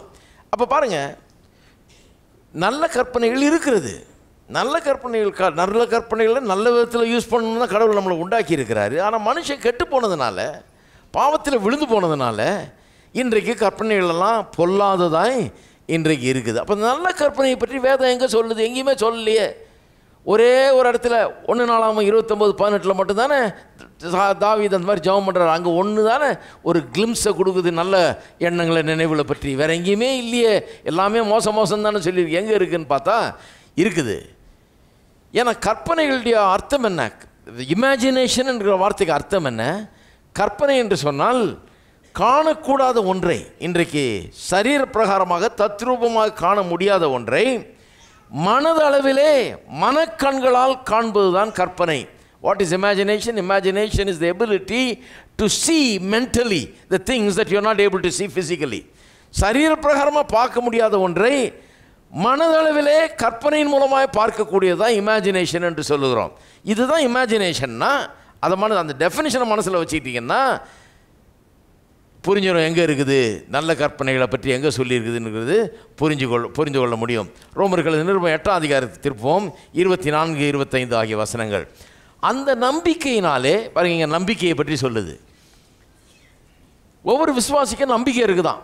அந்த நம்பிக்கையினாலே, எந்த நம்பிக்கை? கொஞ்சம் முன்னாடி உள்ள வசனங்களை வாசித்து பார்த்தீங்கன்னா, கொஞ்சம் நல்லா கவனிங்க. எந்த நம்பிக்கை? முன்னாடி உள்ள வசனங்களை வாசித்து பார்த்தீங்கன்னா, நம்முடைய சரீர மீட்புன்னு ஒன்று வருதான். ரட்சிப்பை பற்றி இங்கே பேசுகிறது. ரட்சிப்பு, நாம் இன்றைக்கு ரட்சிக்கப்பட்டிருக்கிறோம், பாவங்கள் மன்னிக்கப்பட்டிருக்கு, தேவனுடைய பிள்ளையாக இருக்கிறோம், தேவனுடைய ஆசீர்வாதங்களை பெற்றிருக்கிறோம், தேவனோடு கூட ஒரு உறவில் வாழ்கிறோம், எல்லாம் உண்மைதான். ஆனால் ரட்சிப்பு ஒரு விதத்தில் இன்னும் முழுமை அடையாமல் இருக்குது. அது தெரியுமா உங்களுக்கு? ஒரு விதத்தில் இன்னும் அது கம்ப்ளீட் ஆகலை. அதனால தான் சொல்லியிருக்குது, எல்லாம் நடக்கும்போது இந்த மாதிரி அடையாளங்கள் எல்லாம் நாம் பார்க்கும்போது, கடைசி காலத்துக்குரிய அறிகுறியை பார்க்கும்போது, lift up your eyes and see for your salvation draweth nigh அப்படின்னு இருக்குது. உன்னுடைய கண்களை ஏறெடுத்து பார், என்றால் உன்னுடைய ரட்சிப்பு சமீபமாக இருக்கிறது, உன்னுடைய மீட்பு சமீபமாக இருக்கிறது. நான் நினச்சேன் மீட்கப்பட்டோன்னு நினச்சோம், மீட்பு உண்டாயிருக்கிறதுன்னு சொல்லுது வேதவசனம். அப்புறம் மீட்பு சமீபமாக இருக்குதுன்னு எப்படி சொல்லுது? மீட்பு உண்டாயிருக்குதா இல்லையா? உண்டாயிருக்கு. ஆனால் ஒரு விதத்தில் மீட்பு இன்னும் முழுமையடையாமல் இருக்கிறது. இது எந்த விதத்தில்? சரீர மீட்பு என்பது இனிமேல் வரப்போகிற ஒன்றாயிருக்கிறது. சரீர மீட்புனா எதை குறிக்கிறது? சாவாமை, அழியாமை. அது எப்போ நடக்க போகிறது? இயேசு வரும்போது ஒரு க்ஷணப்பொழுதிலே இந்த சாவுக்கு ஏதுவான சரீரம் சாவாமையும், அழிவுக்கு ஏதுவான சரீரம் அழியாமையும் தரித்து கொண்டு இந்த கனவீனமான சரீரம் மகிமையுள்ள சரீரமாக மாறும் என்று வேதவசனம் சொல்லுகிறது. அது ஒன்று பாக்கி இருக்குது. அதனால தான் இன்றைக்கி மனுஷர்கள் செத்து கொண்டிருக்கிறார்கள், வயசாகி மனுஷர்கள் சாகிறாங்க. ஏன்னா அந்த சரீர மீட்பு என்கிறது இன்னும் முழுமையடையலை. அது இயேசு வரும்போது கடைசியில் நடக்க போகிற ஒரு காரியம். அது ஒன்று பாக்கி இருக்குது. அதுக்குன்னு சரீரத்தில் இன்றைக்கி ஒன்றுமே கிடையாதுன்னு சொல்ல முடியாது. சரீரத்தில் இன்றைக்கி சுகம் உண்டு, சுகத்தை அனுபவிக்கலாம். ஆனால் சாவாமை, அழியாமைங்கிறது இப்போ இன்னும் வரல இல்லையா? அதனால தான் செத்து கொண்டிருக்கிறார்கள் மனுஷர்கள். ஆகவே சாகிறோம், இந்த சரீரம் மரிக்குது. ஆனாலும் மரிக்கிற வரைக்கும் நம்ம சுகமாக வாழ முடியுங்கிறதும் வேதவசனத்தில் சொல்லப்பட்டிருக்கிறது. சுகத்தை பற்றி வேதவசனம் அதிகமாக போதிக்கிறது. கர்த்தர் நமக்காக ஏற்படுத்துகிற இந்த மீட்பில் இந்த சரீரத்துக்காகவும் சில காரியங்களை செய்திருக்கிறார். செய்த காரியங்களில் சுகம் இன்றைக்கு நமக்கு அது நிச்சயமாய் இருக்கிறது. அழியாமை, சாவாமை என்கிறது வரப்போகிற ஒன்று என்று வேதம் போதிக்கிறது. அதை பற்றி சொல்லும்போது தான் அப்படி சொல்கிறார். என்ன சொல்கிறாரு? அந்த நம்பிக்கை, எந்த நம்பிக்கை? சரீர மீட்பு உண்டாக போகிறது என்கிற நம்பிக்கை. அந்த நம்பிக்கையினாலே நாம் ரட்சிக்கப்பட்டிருக்கிறோம். அதாவது அதுக்கு முந்தின வசனங்கள்லாம் பார்த்தீங்கன்னா, அந்த சரீர மீட்பாகி அந்த புத்திர சுவிகாரம் வருவதற்கு காத்திருந்து நமக்குள்ளே தவிக்கிறோமா? நம்முடைய சரீரங்கள்லாம் அது என்றைக்கு வரும்னு காத்துக்கிட்டு இருக்குதான். சரீரங்கள்லாம் என்றைக்கு இந்த அழியாமையிலிருந்து விடுபட போகிறோம், என்றைக்கு என்னைக்கு இந்த அழிவிலிருந்து விடுபட போகிறது இந்த சரீரம், என்றைக்கு இந்த சாவிலிருந்து சரீரம் விடுபட போகிறது. ஒரு சாவுக்கு போகும்போது அதை யோசிக்கிறோம். மனுஷன் ஏன் சாகணும்? சாவாமல் இருந்தால் நல்லா இருக்குமே. சாவு எவ்வளோ பெரிய ஒரு வருத்தத்தை உண்டு பண்ணுகிறது, கண்ணீரை வளவழிக்கிறது, எவ்வளோ பெரிய சஞ்சலத்தை உண்டு பண்ணுகிறது. அதை பற்றி நினைக்காதனாலே இருக்க முடியாது மனுஷர்கள். முக்கியமாக சாவுகள்லாம் போது ஞாபகம் வருது நமக்கு, என்றைக்கு இது முடிவுக்கு வரப்போகுது அப்படின்னு. முடிவுக்கு நிச்சயமாக வரப்போகிறது. அதுக்காக எல்லாரும் ஏங்கி தவித்து கொண்டிருக்கிறோம் என்று சொல்லியிருக்கிறது. அந்த சாவாமை, அழியாமை என்கிற அந்த சரீர மீட்புக்காக நம்ம காத்திருக்கிறோம். அதுதான் இங்கே சொல்லியிருக்கு. நாம் அந்த நம்பிக்கையினாலே நாம் ரட்சிக்கப்பட்டிருக்கிறோம். காணப்படுகிறதை நம்புகிறது நம்பிக்கை அல்ல. நம்பிக்கையை இப்போ டிஃபைன் பண்ணுறாரு. என்ன சொல்கிறாரு? காணப்படுகிறதை நம்புகிறது நம்பிக்கை அல்ல. ஒருவன் தான் காண்கிறதை நம்ப வேண்டுவது என்ன? அதாவது நீங்கள் வேலை கிடைக்கும்னு ஹோப்பில் இருக்கிறீங்க. நம்பிக்கைங்கிறது ஹோப்புன்னு இங்கிலீஷில் மொழிபெயர்க்கப்பட்டிருக்கு. அப்படி சொல்கிறேன் பாருங்கள், கொஞ்சம் ஈஸியாக வழங்கும். ஹோப் பண்ணிகிட்டு இருக்கிறேங்க, வேலை கிடைக்குன்ற ஹோப் எனக்கு இருக்குது, ஹோப் பண்ணிகிட்டு இருக்கேன்றீங்க இல்லையா? சர்வசாதாரணமாக யூஸ் பண்ணுறோம் அந்த வார்த்தையை. வேலை கிடைச்சிருச்சுன்னு வைங்க, நாளைக்கு வந்து வேலை கிடைக்கணும் ஹோப் பண்ணிகிட்டு இருக்கேன்னு சொல்லுவீங்களா? இந்த ஹோப்புங்கிற வார்த்தையே இன்னும் நான் கண்ணால் பார்க்கல, ஆனால் அது நடக்கணும் எதிர்பார்க்குறேன்ற விதத்தில் தான் வருது. என்றைக்கு அது நடந்துருதோ, என்றைக்கு அதை கண்ணால் பார்த்துட்டிங்களோ அப்போ ஹோப் பண்ண வேண்டிய அவசியம் கிடையாது. ஹோப்பே வந்து கண்ணில் பார்க்குற வரைக்கும் தான் ஹோப்பு. கண்ணில் பார்த்த பிறகு ஹோப்புக்கு அர்த்தம் இல்லாமல் போயிடுது இல்லையா? அதைத்தான் சொல்கிறார் இங்கே. நம்பிக்கையை டிஃபைன் பண்ணும்போது இப்படி சொல்லுகிறார், காண்கிறதை நம்புகிறது நம்பிக்கை அல்ல. ஒருவன் தான் காண்கிறதை நம்ப வேண்டுவது என்ன? நாம் காணாததை நம்பினோமாகில் அது வருகிறதற்கு பொறுமையோடு காத்திருப்போம். இந்த வசனம் ஏன் ரொம்ப முக்கியமானதுன்னா, நம்பிக்கையை இது டிஃபைன் பண்ணுற விதத்தை கவனிங்க. நம்பிக்கை என்னவா? காணாத ஒன்று தான் நம்பிக்கை. அந்த காணாததை நாம் நம்பிக்கொண்டிருக்கிறோம். காணப்படுகிறத நம்புகிறது நம்பிக்கை இல்லை, காணாததை நாம் நம்பிக்கொண்டிருக்கிறோம். காணாததை நம்பினோமாகில் அது வருகிறதுக்கு பொறுமையோடு காத்திருப்போம். அப்போ காணாததை நம்புறது தான் நம்பிக்கை. அப்போ நான் சொல்லுகிறேன், நம்பிக்கைனா என்ன? காணாததை இன்னும் நான் தத்ரூபமாக காண முடியல, பார்க்க முடியல அதை, ஆனால் அது நிச்சயமாக வரும் என்கிற நம்பிக்கை எனக்குள்ளே இருக்குது. அது வரும்போது என் வாழ்க்கை எப்படி இருக்குங்கிற அந்த காட்சியும் எனக்குள்ளே உண்டாகிருக்குது. அதுதான் நம்பிக்கை. நம்பிக்கைனா என்ன? அது எனக்குள்ளே இருக்கிற ஒரு எண்ணம். என்ன எண்ணம்? இப்படி ஆகும், இப்படி வரப்போகுது, இப்படி நடக்க போகிறது, அப்போ நான் அப்படி ஆகிடுவேன், எனக்கு வேலை கிடைக்கும், வேலை கிடைச்சோட சம்பளம் கிடைக்கும், சம்பளம் கிடைச்சா வீடு வாடகைக்கு எடுப்பேன், நான் மோட்டார் சைக்கிள் வாங்குவேன், நான் இப்படி பண்ணுவேன். தான் நம்பிக்கைன்றமே. அதுதான் டக்குன்னு பார்க்குறோம். அதெல்லாம் சம்பளம் வந்த உடனே, வீடு கிடைச்ச வேலை கிடைச்ச உடனே, சம்பளம் வந்த உடனே என்னெல்லாம் பண்ணுவோங்கிறது நம்முடைய நினைவுக்கு வருகிறது. அதுதான் நம்பிக்கை அப்படிங்கிறது. அப்போ பாருங்கள், நம்பிக்கை வந்து காணப்படாததை நம்ம இன்றைக்கு காண வைக்கிறது. இன்றைக்கு தத்ரூபமாக பார்க்க முடியாததை நம்முடைய மனக்கண்களால் பார்க்க வைக்கிறது தான் நம்பிக்கை. அது உண்மையாக இருக்குமானால் அப்படின்னா நான் சொல்லுகிறேன், காட்லி இமேஜினேஷன் அல்லது நல்ல கற்பனைகள் என்பது வேத வசனத்தில் நம்பிக்கை என்கிற விதத்தில் போதிக்கப்படுகிறது.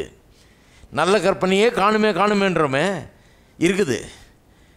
நம்பிக்கையை பற்றி வேதம் போதிக்கிற இடத்தெல்லாம் திறந்து பார்த்தீங்கன்னா அங்கே நல்ல விதமான கற்பனைகள் எப்படி மனுஷனுக்குள்ளே வேலை செய்து எப்படி அவனுக்கு உதவுகிறது என்பதை நாம் பார்க்க முடியும். அதனால் நம்பிக்கையை பற்றி படிக்கும் போதெல்லாம் அது ஒரு நல்ல கற்பனை, நல்ல மனதின் எண்ணம், நல்ல ஒரு காட்சி, மனதுக்குள்ளே உண்டாகிற காட்சி என்பதை மனதில் வைத்துக்கொள்ள வேண்டும். திருப்புங்க எபேசியர் 1ஆம் அதிகாரம். எபேசியர் 1ஆம் அதிகாரம். அப்போஸ்தலனாகிய பவுல் ஜெபிக்கிறார், சபைக்காக ஜெபிக்கிறார். ரொம்ப முக்கியமான ஒரு ஜெபம். உங்களுக்காக நீங்கள் என்ன ஜெபம் பண்ணணும்? எதையாவது ஒன்று ஜெபம் பண்ணிட்டு இருக்கக்கூடாது, ஐயோ கொய்யோன்னு கத்திட்டு இருக்கக்கூடாது. என்ன ஜெபம் பண்ணோட கரெக்டாக வேதத்துலேருந்து படிச்சுக்கணும். பவுல் அப்போஸ்தலன் ஜெபம் பண்ணுறாரு பாருங்கள், இதைத்தான் நான் உங்களுக்காக ஜெபம் பண்ணுறேன், இதை தான் நீங்கள் உங்களுக்காக ஜெபம் பண்ணணும், நீங்கள் மற்ற விசுவாசிகளுக்காக இதை தான் ஜெபம் பண்ணணும். எப்படி ஜெபம் பண்ணுறாரு பாருங்கள். ஆனபடினாலே கர்த்தராகிய இயேசுவின் மேலுள்ள உங்கள் விசுவாசத்தையும் பரிசுத்தவான்கள் எல்லார் மேலுள்ள உங்கள் அன்பையும் குறித்து நான் கேள்விப்பட்டு இடைவிடாமல் உங்களுக்காக ஸ்தோத்திரம் பண்ணி என் ஜெபங்களில் உங்களை நினைத்து நம்முடைய கர்த்தராகிய இயேசு கிறிஸ்துவின் தேவனும் மகிமையின் பிதாவுமானவர் தம்மை நீங்கள் அறிந்து கொள்வதற்கான ஞானத்தையும் தெளிவையும் அளிக்கிற ஆவியை உங்களுக்கு தந்தருள வேண்டுமென்றும் தாம் நம்மை அழைத்ததினாலே நமக்கு உண்டாயிருக்கிற நம்பிக்கை என்னதென்றும், அதை கவனிங்க, பரிசுத்தவான்களிடத்தில் தமக்கு உண்டாயிருக்கிற சுதந்திரத்தினுடைய மகிமையின் ஐஸ்வர்யம் என்னதென்றும், தாம் கிறிஸ்துவை மரித்தோரிலிருந்து எழுப்பி அவரிடத்தில் நடப்பித்த தமது பலத்த சத்துவத்தின் வல்லமைப்படியே விசுவாசிக்கிறவர்களாகிய நம்மிடத்திலே காண்பிக்கும் தம்முடைய வல்லமையின் மகா மேன்மையான மகத்துவம் இன்னதென்றும், நல்லா கவனிங்க, நீங்கள் அறியும்படிக்கு அவர் உங்களுக்கு பிரகாசமுள்ள மனக்கண்களை கொடுக்க வேண்டும் என்றும் வேண்டிக் கொள்கிறேன்.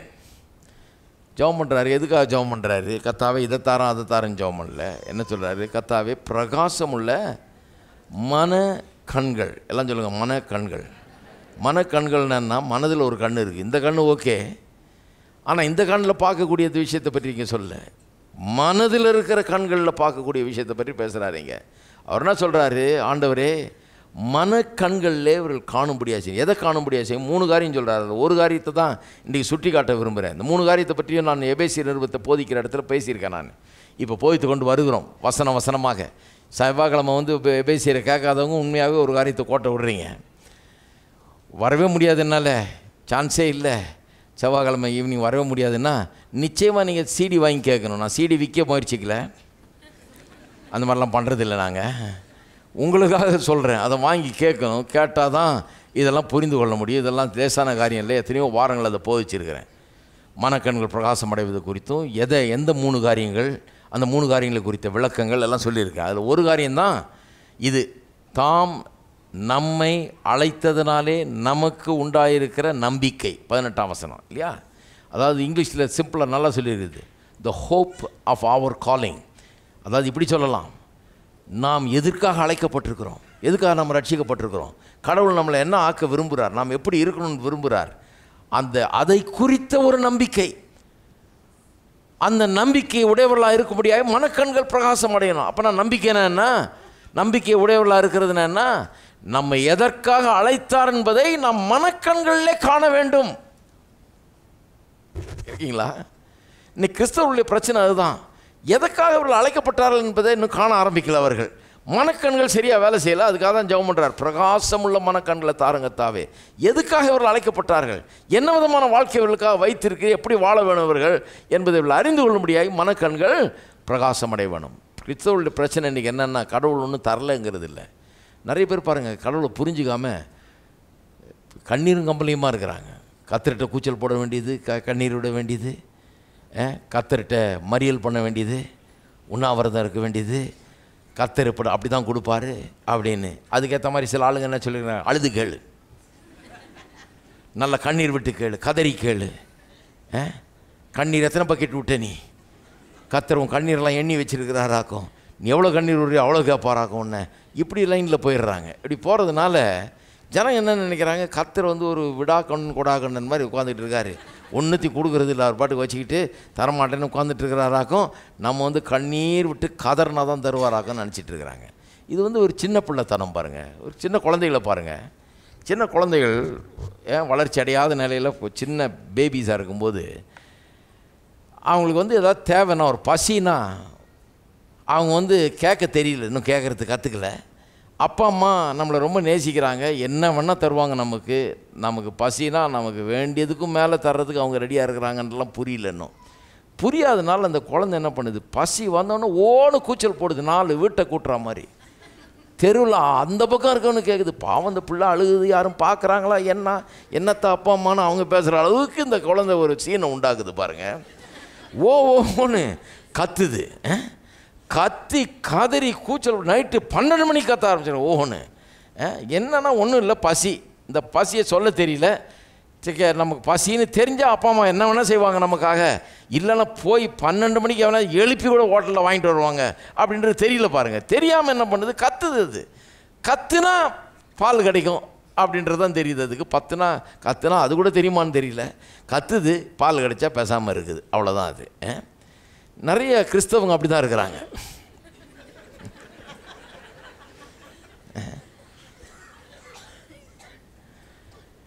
அதனால தான் பவுல் அப்போஸ்தலன் சொல்கிறார், நீங்கள் குழந்தைகளாயிராமல் இந்த மாதிரி கத்திட்டு இருக்காதீங்கன்றாரு. இந்த மாதிரி கண்ணீர் விட்டுட்டு இருக்காதீங்க, இந்த மாதிரி கூச்சல் போட்டுட்டு இருக்காதீங்க. கடவுளை பற்றி தெரிஞ்சுக்கங்க. கடவுள் யார்? ஜெபம் பண்ணுறதுக்கு வெறும் ஜெபம்னு உட்காந்துட்டு இருக்கக்கூடாது. ஜெபம் பண்ணுறதுக்கு முன்னால் கொஞ்சம் தியானிக்கணும். பைபிளை, வேத வசனத்தில் இந்த அறிந்து கொள்ளணும். கர்த்தர் எப்படிப்பட்டவர், அவருடைய பரலோக தகப்பன், நான் கேட்கறத காட்டிலும் அதிகமாக தர்றவர், நான் எதையும் கேட்கறதுக்கு முன்னாலேயே எல்லாத்தையும் எனக்காக ஏற்பாடு பண்ணி வச்சவர். எல்லாத்தையும் உண்டு பண்ணிட்டு தான் கடைசியில் மனுஷனை உண்டாக்குனார். அது முதல் சிருஷ்டிப்பு. ஆதாமை உண்டு பண்ணப்போ, அவனை உண்டு பண்ண பிறகு வேறு எதையும் உண்டு பண்ணவே இல்லை. அவர் வேறு எதையும் சிருஷ்டிக்கவே இல்லை. சிருஷ்டிப்பு முடிஞ்சிருச்சு 6ஆம் நாளோட. 7ஆம் நாள் ஓய்வு. அவன் வந்த உடனே ஓய்வை தான் அனுபவிக்கிறான் இல்லையா? அவன் வந்த உடனே அவனுடைய முதல் அனுபவமே என்ன? ஓய்வு தான். என்ன சொல்ல வர்றாரு, அப்பா நீ செய்கிறது ஒன்றுமே இல்லை, எல்லாம் செஞ்சு முடிச்சாச்சு, ஓவர், எல்லாம் ரெடி பண்ணிட்டேன் அப்படின்றாரு. புதிய சிருஷ்டிப்பு அதே தான். நீங்களும் நானும் புதிய சிருஷ்டிப்பு. ஒருவன் கிறிஸ்துவுக்குள்ள இருந்தால் அவன் புது சிருஷ்டியாக இருக்கிறான். பழைய ஒழிந்து போயின எல்லாம் புதிதாயின.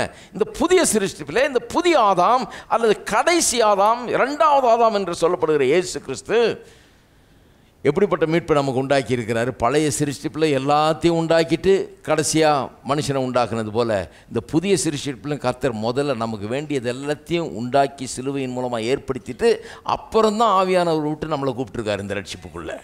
நான் இந்த ரட்சிப்புக்குள்ளே பிரவேசிக்கும் போது, நான் இந்த ரட்சிப்புக்குள்ள காலடி அடித்து வைக்கும்போது, இந்த தேவனுடைய ராஜ்யத்துக்குள்ள நுழையும் போதே எல்லாமே ரெடியாக இருக்குது. இனிமேல் நான் கூப்பாடு போட்டு ஒன்றும் நடக்கிறது இல்லை. இது தயவுசெய்து விளங்கிங்க. இனிமேல் நான் கண்ணீர் விட்டு ஏதோ நடக்க போகிறதில்லை. இனிமேல் நான் கதறி ஏதோ நடக்க போகிறதில்லை. இனிமேல் நான் அழுது புரண்டு உபவாசம் பண்ணி ஏதோ ஒன்று நடக்க போகிறதில்லை. எல்லாம் முடிஞ்சிருச்சு. சிலுவையிலேயே சொன்னார் எல்லாம் முடிஞ்சதுன்னு. அதுக்கப்புறம் தான் நான் உருவானேன் புது சிருஷ்டியா. எல்லாம் முடிஞ்சிருச்சு, எல்லாம் முடிஞ்சிருச்சு. இது விளங்காதனால ஜனங்க கண்ணீர் விட்டுட்டு இருக்கிறாங்க. அதனால தான் ஜெபம் பண்ணுறார், பிரகாசமுள்ள மனக்கண்களை தாரும். ஏன்னா ஆண்டவரே அதை தாரும், இதை தாரும், வேலையை தாரும், காசு தாரும், வீடு தாருன்னு ஜெபம் பண்ணல. அவர் பிரகாசமுள்ள மனக்கண்களை தரேன். ஏன்னா எல்லாத்தையும் கொடுத்துருக்கிறாரு. இவனுக்கு பிரகாசமுள்ள மனக்கண் வந்தால் சரி, எல்லாத்தையும் பார்க்க ஆரம்பிச்சிருவான். பார்க்க ஆரம்பித்தானா எல்லாத்தையும் அடைய ஆரம்பிச்சிருவான். மனக்கண்கள் தனக்கு என்ன கொடுக்கப்பட்டிருக்கிறது என்று பார்க்க ஆரம்பிச்சிட்டா, நம்ம எதுக்கு அழைத்திருக்கிறாருங்கிற அந்த அழைப்பின் நோக்கத்தை உணர ஆரம்பிச்சிட்டா, என்னத்துக்காக நம்மளை அழைச்சிருக்கார் ரட்சித்திருக்காருன்ற மனுஷன் பார்க்க ஆரம்பிச்சிட்டான்னா அதுக்கப்புறம் அதை அடைய ஆரம்பித்து விடுவான். அதனால் பிரகாசமுள்ள மனக்கண்களை தாரும் என்கிறார். அப்போ பரலோக பிதா நமக்கு நீங்கள் கேட்குறதுக்கு மிகவும் அதிகமாக தர்றதுக்கு அவர் ஆயத்தமாக இருக்கிறாரு. அதுக்கெல்லாம் ரெடி பண்ணிட்டாரு. நீங்கள் கேட்குறதுக்கு முன்னாடி எல்லாத்தையும் தர்றதுக்கு அவர் ரெடி பண்ணி வைத்து விட்டார் என்பது தான் உண்மை. நீங்கள் கேட்குறது, நீங்கள் ஒருபோதும் அவர் ஏற்படுத்தி வச்சுருக்கிற அளவுக்கு உங்களால் கேட்க முடியாது. நீங்கள் நினைக்கிறதுக்கும் கேட்கறதுக்கும் மிகவும் அதிகமாக தான். பாருங்கள், நம்ம நாட்டில் பெற்றோர், நம்ம நாடு விசேஷமான ஒரு ஆளுங்க பெற்றோர்.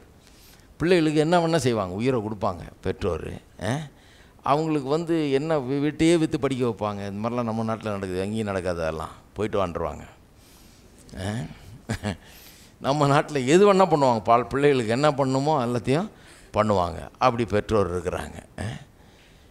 இது நம்ம தினந்தோறும் பார்க்குறோம். அதெல்லாம் கடைக்காரன் கூட புரிஞ்சு வச்சுருக்கிறான். அதனால தான் உங்களுக்கு வாங்குகிற சட்டையை காட்டிலும் உங்கள் பிள்ளைக்கு வாங்குகிற சட்டை அதிகமாக இருக்குது விலை. குழந்தைக்கு சொல்கிறேன், குழந்தை ரெண்டு இப்போ நான் தான் கேட்ட ஒரு கடைக்காரன், ஏன் யார் இந்த பேண்ட்டு ஒரு ஜான் அளவு கூட இல்லை, நான் இவ்வளோ பெரிய பேண்ட்டை பாட்டுருக்கேன், எனக்கு இல்லாத விலையை இந்த இதுக்கு சொல்கிறீ நீ விலை, இதே நான் சீப்பாக வாங்குகிறேன், இதுக்கு இந்த விலை சொல்கிறேன்னா அது அப்படி தான் கேட்டுறான். ஏன்னா அவனுக்கு தெரியும் இவர் கண்டிப்பாக வாங்குவாருன்னு. ஏன்னா பிள்ளைக்கு வாங்குறாரு, தனக்குன்னா வாங்க மாட்டார். ரொம்ப விலை போ அப்படின்ட்டு போயிடுவார். பிள்ளைக்குன்னா மனசு கேட்கலையே, எவ்வளோ விலை இருந்தாலும் வாங்கி தருவோன்னு தானே தோணுது. அதனால தான் அவன் பிள்ளை ரேட்டை ஏற்றிடுறான். கரெக்டாக உங்களுக்கு சேல் போட்டு இழந்ததை சம்பாதிக்கிறதுக்கு பிள்ளை சட்டை ரேட்டு மேலே போயிடுது. இருக்கீங்களா? இவ்வளோண்டு பேண்ட் இவ்வளோ நீளம் தான் இருக்கும் கால், அதுக்கு தைக்கிற பேண்ட்டுக்கு இவ்வளோ பெரிய பேண்ட்டை விட ஜாஸ்தி விலை. எங்கே போய் சொல்கிறது? ஏன்னா அவனுக்கு நல்லா புரிஞ்சு வச்சுருக்கிறான். இது இன்ச் பை இன்ச்சாக வேல்யூ எவ்வளோன்னு பார்த்து தர்ற ரேட் இல்லை. இது மனதுக்கு அடுத்த விஷயம். புள்ளைனா வாங்கியே தீர்வாங்க. வாங்கலைன்னா புள்ள நின்றுக்கிட்டு அப்பான்னு பிடிச்சி இழுத்து வாங்குற வரைக்கும் விடாது. அதனால தான் கடையில் பிள்ளைகளுக்கு எல்லாம் ஏற்பாடு பண்ணி வச்சுருக்காங்க விளையாடுறதுக்கு. அவன் ஒரு முட்டாயை கொடுப்பான், அது சாப்பிட்டுட்டு இருக்கோம். என்னென்ன பண்ணணுமோ அதுக்கு ஒரு பொம்மை, அதுக்கு ஒரு பலூனு எல்லாம் ஏற்பாடு பண்ணி வச்சு அவனுக்கு தெரியும் பிள்ளைய பிடிச்சா அவரை பிடிச்சிடலாம். பிள்ளைகிட்ட ஒரு காசும் இல்லைன்னு தெரியும், அப்பா கிட்ட எல்லா காசும் இருக்குன்னு தெரியும். அவர்கிட்ட பிடுங்கிறது எப்படி? பிள்ளைய முதல்ல கவர்ந்து இழுக்கணும், அப்போ தான் அவங்க வருவாங்க. நான் சொல்கிறேன், நீங்களே உங்கள் பிள்ளைகளுக்கு இவ்வளோ நல்லது செய்ய அறிந்திருக்கும் போது உங்கள் பரலோக பிதா உங்களை விட எத்தனை மடங்கு நல்லவராக இருக்கிறார். அவர் உங்களுக்காக எவ்வளவு நன்மைகளை செய்ய அவர் அறிந்து வைத்திருக்கிறார் என்பதை யோசித்து பாருங்கள். அதனால் குழந்தைகளாயிராமல் விசுவாசிகளே, குழந்தைகளாயிராமல், குழந்தைனா என்ன, அது இன்னும் விளங்கலைன்னு அர்த்தம். நிறைய பேருக்கு 20 வருஷமாக கோயிலில் இருக்காங்க, இன்னும் விளங்கலை. அது 30 வருஷமாக சபைக்கு போயிட்டுருக்கிறாங்க, 4 தலைமுறையாக கிறிஸ்தவர்களாக இருக்கிறாங்க, ஆனால் குழந்தைகளாக இருக்கிறாங்க. ஆவிக்குரிய ஜீவியன் வரும்போது குழந்தைகளாக இருக்கிறாங்க. ஏன்னா கடவுள் எவ்வளவு நல்லவர், எனக்காக எல்லாத்தையும் ஏற்பாடு செஞ்சு வச்சுட்டாரு. என் உலக பிரகாரமான தகப்பனே எனக்கு சம்பாரித்து வாங்கி கொடுக்குறதுக்கு எவ்வளோ கஷ்டப்பட்டு உழைச்சி வந்து தான் கையில் இருக்கிறதெல்லாம் கொடுத்து வாங்கி கொடுக்குறாரு. இல்லைன்னா கடன் வாங்கி கூட வாங்கி தர ஆளுங்கள்லாம் இருக்கிறாங்க நம்ம ஊரில். அப்படி இருக்கும்போது இப்போ பண்டிகைலாம் வந்தது பாருங்கள், ஒரு ஆள் சொல்கிறாரு கடன் வாங்கி வாங்க வேண்டியதாக போச்சு, பேப்பரில் வருது. கடன் வாங்கி போய் வாங்கினாராம் எல்லாத்தையும். எப்படி மனசு போது பாருங்கள். பிள்ளைக்கு இல்லாமல் போயிடக்கூடாது, கடன் வாங்கியாவது சட்ட துணி வாங்கி தந்து, கடன் வாங்கியாவது எல்லாத்தையும் கொண்டாடுறதுக்கு எல்லாத்தையும் பண்ணிடணும் அப்படின்ற ஒரு ஆசை. அப்படி வாங்கி தரும்போது கடனே வாங்க அவசியம் இல்லை நம்ம பரலோக பிதாவுக்கு. அவர் எல்லாத்தையும் வானத்தையும் பூமியும் உடையவராகிய தேவன். அவர் அப்படிப்பட்டவர் எவ்வளோ செய்வார் பாருங்கள். இது விளங்கிருச்சுன்னா கண்ணீர் குறைஞ்சிரும். ஹலோ, இது விளங்கிடுச்சுன்னா கதறல் குறையும், கூக்குரல் குறையும். கிறிஸ்தவர்களுடைய கூக்குரலை பார்த்துட்டு நிறைய பேர் கிறிஸ்தவர் இல்லாதவன் நினைக்கிறாங்க, இவங்க தெய்வம் பாவம் ஒன்றும் கேட்டுக்க மாட்டார் போல இருக்கு, கண்டுக்க மாட்டார் போல இருக்கு. இந்த கூச்சல் போடுறாங்களே, இவ்வளோ உருண்டு பிறந்துட்டு கிடக்கிறாங்களே, இவங்க தெய்வம் என்னதான் பண்ணாலும் கேட்காதா, இவ்வளோ கெஞ்சி கெஞ்சி கேட்குறாங்களே, இவ்வளோ உருள் பெறுறாங்களேன்னு அவங்க யோசித்துக்குவாங்க. ஹலோ, மானத்தை காப்பாற்றுங்க கொஞ்சம்.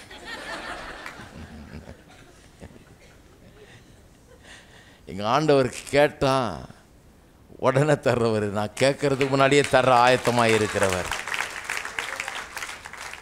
அதனால தான் சொல்கிறார் பாருங்க, மனக்கண்கள் பிரகாசம் அடையணும்.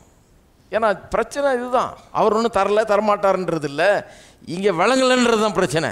அதனால தான் அப்படி ஜெபம் பண்ணுறார். என்ன விளங்கலை? அவர்கள் எதற்காக அழைக்கப்பட்டிருக்கிறார்கள் என்பதை அந்த நம்பிக்கை அவர்களுக்குள்ளே இல்லை. நான் எதுக்காக அழைக்கப்பட்டிருக்கேன் நான் கேட்குறேன். நீங்கள் இப்படி இருக்கிறதுக்காக அழைக்கப்பட்டீங்களா? நீங்கள் இதுக்கு முன்னால் எப்படி இருந்தீங்களா அதே மாதிரி இருக்கிறதுக்காக அழைக்கப்பட்டீங்களா?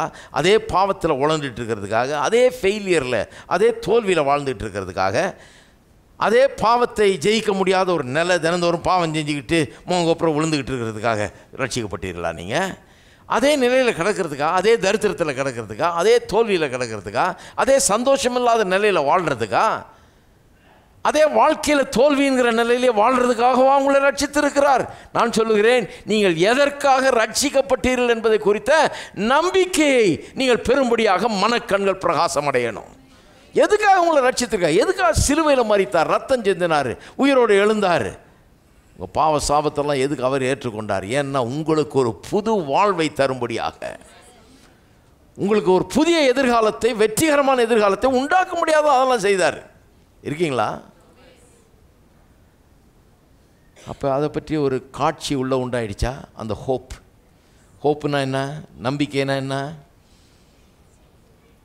இப்போ பார்க்க முடியாதனுடைய காட்சி. ரட்சிக்கப்பட்டிருக்கீங்க, ஆண்டவருக்குள்ளே வந்திருக்கிறீங்க, நல்ல ஒரு வாழ்க்கையை கர்த்தர் வச்சிருக்கிறார். அந்த நல்ல வாழ்க்கை இப்போ இல்லை உங்களுக்கு, இப்போ பார்க்க முடியல, இப்போ அந்த பழைய வாழ்க்கை தான் இருக்குது. ஆனால் நல்ல வாழ்க்கைக்காக தான் ரட்சித்து இருக்கிறார். எந்த வாழ்க்கைக்காக ரட்சித்தாரோ அந்த வாழ்க்கையை கண்ணால் பார்க்க முடியுதா உங்களால்? அதுதான் ஹோப், அதுதான் கற்பனை, அதுதான் காட்லி இமேஜினேஷன், அதுதான் நல்ல கற்பனை. அந்த விதத்தில் தான் உங்கள் மனது பயன்பட வேணும். மனது எதற்காக பயன்படணும்?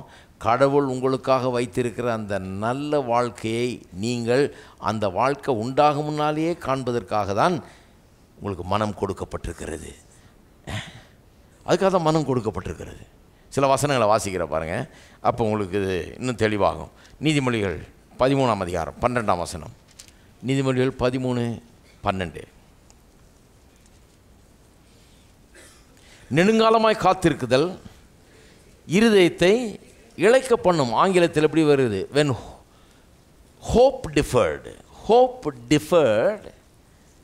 அப்படின்னு வருது. நெடுங்காலமாய் காத்திருக்கிறதுன்றது ஹோப் டிஃபர்டு அப்படின்னு வருது. டிஃபர்டு ஹோப்னா என்ன? ஒரு 10,000 ரூபா பேமெண்ட் பண்ணணும்னு வைங்க, எதுக்காது? காலேஜுக்கு பேமெண்ட் பண்ணணும். டிஃபர்டு பேமெண்ட்டாக பண்ணுங்கன்னு. டிஃபர்டு பேமெண்ட்னா 10,000 மொத்தம் கட்ட வேணாம், கொஞ்சம் டைம் கால அவகாசம் கொடுக்குறோம், 3 மாதம் பொறுத்து ஆரம்பித்து 6 மாதத்தில் கட்டுங்க அப்படி. அப்போ இப்போ கட்ட வேண்டியதில்லை ஒன்றும், பெரிய ரிலீஃப் மாதிரி வருது. டிஃபர்ட் பேமெண்ட்டு இல்லையா?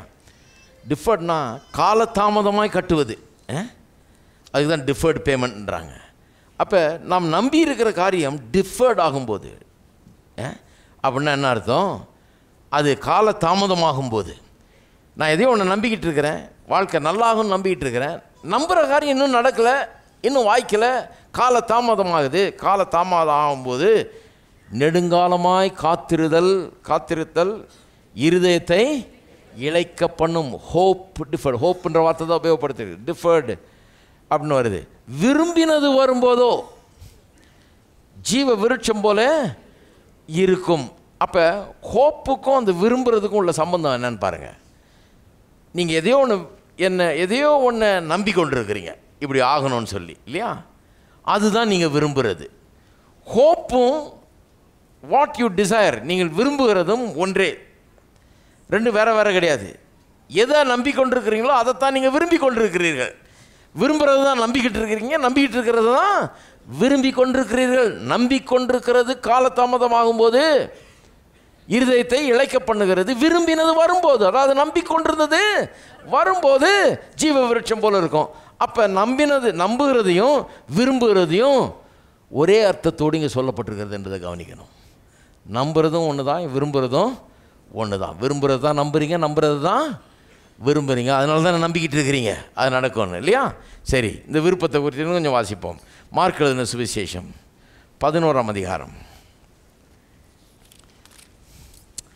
23வது வசனம். எவனாகிலும் இந்த மலையை பார்த்து நீ பெயர்ந்து சமுத்திரத்தில் தள்ளுண்டு போ என்று சொல்லி தான் சொன்னபடியே நடக்கும் என்று தன் இருதயத்தில் சந்தேகப்படாமல் விசுவாசித்தால் அவன் சொன்னபடியே ஆகும் என்று மெய்யாகவே உங்களுக்கு சொல்லுகிறேன். ஆதலால், இப்போ கவனிங்க, நீங்கள் ஜெபம் பண்ணும்போது எவைகளை கேட்டுக்கொள்வீர்களோ, டிரான்ஸ்லேஷன் அவ்வளவு பிரமாதமாக வரல தமிழில், இங்கிலீஷ் மொழிபெயர்ப்பில் வாசித்தீங்கன்னா therefore what things soever you desire அப்படின்னு வருது. இங்கிலீஷ் பைபிள் வச்சுருக்கவங்க பாருங்கள். Therefore what things soever you desire when you pray, நீங்கள் ஜெபம் பண்ணும்போது எவைகளை விரும்பி கேட்டுக்கொள்வீர்களோ அப்படின்னு மொழிபெயர்த்திருக்கிறாங்க. ஏன்னா அப்படி தான் வருது ஆக்சுவலாக. அது எவைகளை விரும்பி கேட்டுக்கொள்வீர்களோ. இங்கே ஏன் விரும்புகிற வார்த்தையை விட்டுட்டாங்கன்னா, ஜெபமே நம்முடைய விருப்பத்தை வாயால் சொல்வது தான் ஜெபம். அதை நம்ம புரிஞ்சுக்கோன்னு சொல்லிட்டு தான் விட்டாங்க அது. ஆனால் நிறைய பேர் அது புரிய வேண்டியது அவசியமாக இருக்குது. ஜெபம்னா என்ன? நம்ம விரும்புகிறத வாயால் சொல்கிறது தான். உங்களுக்கு விருப்பம் இல்லைன்னா ஜெபம் இல்லைன்னு அர்த்தம். நிறைய பேர் விருப்பம் இல்லாத பெரிய பரிசுத்தராக இருக்கிறாங்க, அவர்களுக்கு எந்த விருப்பமும் கிடையாது, அப்போ எந்த ஜெபமும் கிடையாதுன்னு அர்த்தம். ஜெபம் என்ன? நான் விரும்புகிறதே என் வாயால் நான் சொல்லுகிறேன் கர்த்தரிடத்தில், இதைத்தான் நான் விரும்புகிறேன்னு. ஜெபம் பண்ணும்போது எதை கேட்குறீங்க? நீங்கள் விரும்புகிறது தானே கேட்குறீங்க, விரும்பாதியாக கேட்குறீங்க, விரும்புகிறது தான் கேட்குறீங்க. அப்போ சொல்கிறாரு, நீங்கள் ஜெபம் பண்ணும்போது எவைகளை விரும்பி கேட்டுக்கொள்கிறீர்களோ, what things ever you desire when you pray, நீங்கள் ஜெபிக்கும்போது எவைகளை விரும்பி கேட்டுக்கொள்கிறீர்களோ அவளை பெற்றுக்கொள்வோம் என்று விசுவாசிகள், அப்பொழுது அவைகள் உங்களுக்கு உண்டாகும். அப்போ பாருங்கள், இந்த விருப்பம் என்கிறது உங்களுடைய மனதிலே சில காரியங்களை நம்பிக்கொண்டிருக்கிறீர்கள், இது எனக்கு வேணும், இதை அடைய விரும்புகிறேன் நம்புகிறீங்க, அதுதான் விருப்பம். இன்னொரு வசனத்துக்கு திருப்போம். எபிரேயர் 11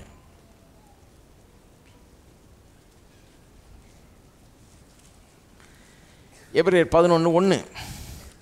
விசுவாசமானது நம்பப்படுகிறவர்களின் உறுதியும் காணப்படாதவைகளின் நிச்சயமாய் இருக்கிறது. இப்போ ஒரு காரியத்தை கவனிக்கணும் பாருங்கள், விசுவாசத்துக்கும் நம்பிக்கைக்கும் உள்ள தொடர்பை கவனிக்கணும். That correct connection between hope and faith.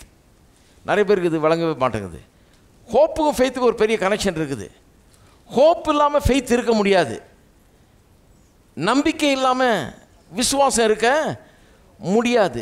ஏன்னா எதை நம்பிக்கொண்டிருக்கிறீங்களோ அதனுடைய உறுதி தான் விசுவாசம், அதனுடைய நிச்சயம்தான் விசுவாசம். எதையுமே நீங்கள் நம்பிக்கொண்டில்லைன்னா அப்புறம் எந்த உறுதியும் உங்களுக்கு தேவையில்லை. ஹலோ, எந்த உறுதியும் தேவையில்லை, எந்த நிச்சயமும் தேவையில்லை. நீங்கள் சுகமாவீர்கள் என்பதை நம்பலைன்னா, அவர் கல்வாரி சிலுவையில் உங்களுடைய நோய்களை சுமந்தாருங்கிற நிச்சயம் உங்களுக்கு தேவையே கிடையாது, அந்த உறுதி உங்களுக்கு தேவையே கிடையாது. உறுதி நிச்சயம் ஏன் தேவை? நீங்கள் நம்பிக்கிட்டு இருக்கிறீங்க, அதனால தான் உறுதி நிச்சயம் தேவை. விசுவாசம் என்கிறது நீங்கள் நம்புகிற காரியங்களின் உறுதி, காணப்படாதவைகளின், இன்றைக்கி பார்க்காத காரியங்களின் நிச்சயம். நான் சொன்னேன் இல்லையா, போன வாரம் லேண்டு உங்களுக்கு சொந்தம், நீங்கள் கால் மிதித்தது கூட கிடையாது, அங்கே போயிட்டு அந்த லேண்டை பார்த்தது கூட கிடையாது. ஆனால் பத்திரம் உங்கள் பேரில் பதிவு செய்து வைத்திருக்கிறீங்க. போதுமா? அது போதும். நீங்கள் மிதிக்கலை, கால் மிதிக்கலைன்றதுனால ஒன்றும் கிடையாது, உங்களில் ஆகிடாது. உங்கள் பேரில் தானே பதிவாக இருக்குது, நீங்கள் தானே ஓனரு, அது உங்களுதுன்னு உறுதி ஆகிடுது. அந்த பத்திரம் வந்து அதை உறுதி செய்கிறது. இந்த பத்திரம் சுகம் என்னது என்பதை உறுதிப்படுத்துகிறது. இந்த பத்திரம் வெற்றி உறுதி என்பதை எனக்கு நிச்சயமாக அறிவிக்கிறது.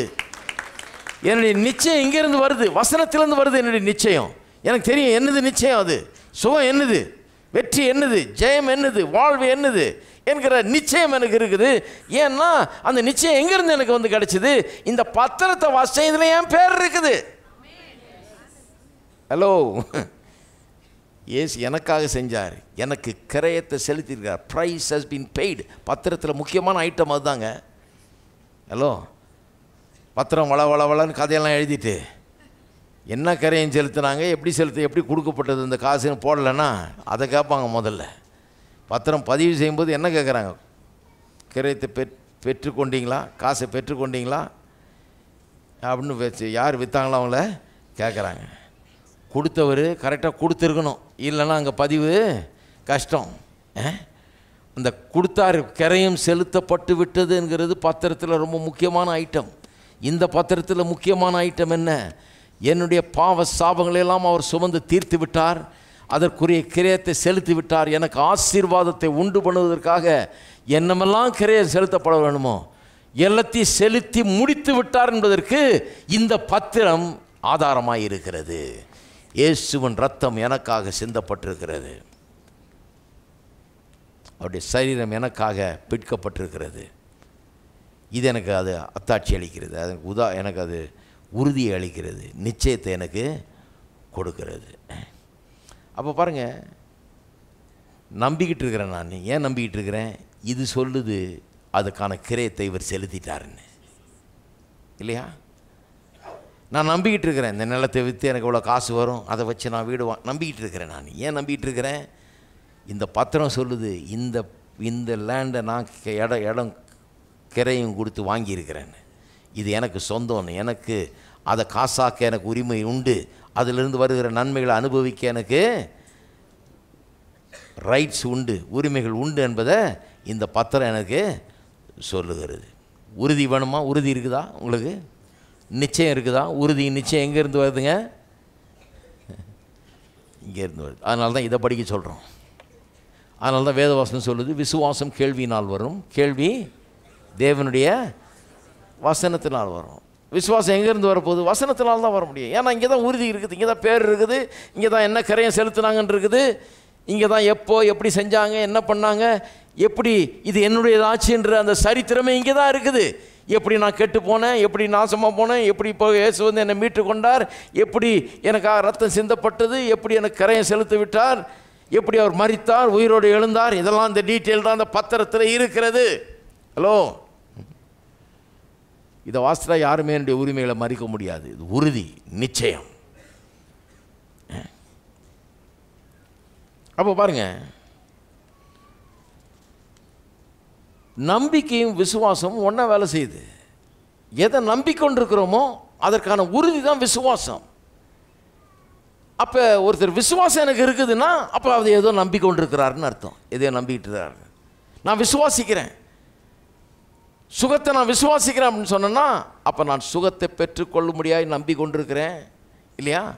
அந்த நம்பிக்கை எனக்குள்ளே இருக்குது அப்படின்னு அர்த்தம். விசுவாசம் என்ன சொல்லுது? அந்த சுகம் என்னுடையது, ஏற்கனவே என்னுடையதாக இருக்கிறது என்கிறதுக்கு இந்த சுகம் இந்த பத்திரம் வந்து எனக்கு உறுதியை அளிக்கிறது. விசுவாசம் எனக்கு உறுதியை அளிக்கிறது. இருக்கீங்களா? நிச்சயத்தை எனக்கு கொடுக்கிறது.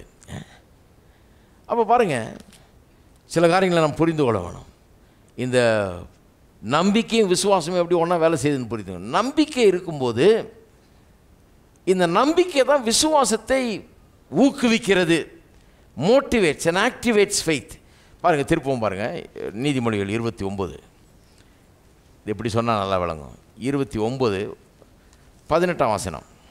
தீர்க்க தரிசனம் இல்லாத இடத்தில் ஜனங்கள் சீர்கெட்டு போவார்கள். தீர்க்க தரிசனம், அதுக்குன்னு தீர்க்க தரிசனத்தை தேடி அலைஞ்சி ஓடிட்டு இருக்காதீங்க. கொஞ்சம் நல்லா கவனிங்க.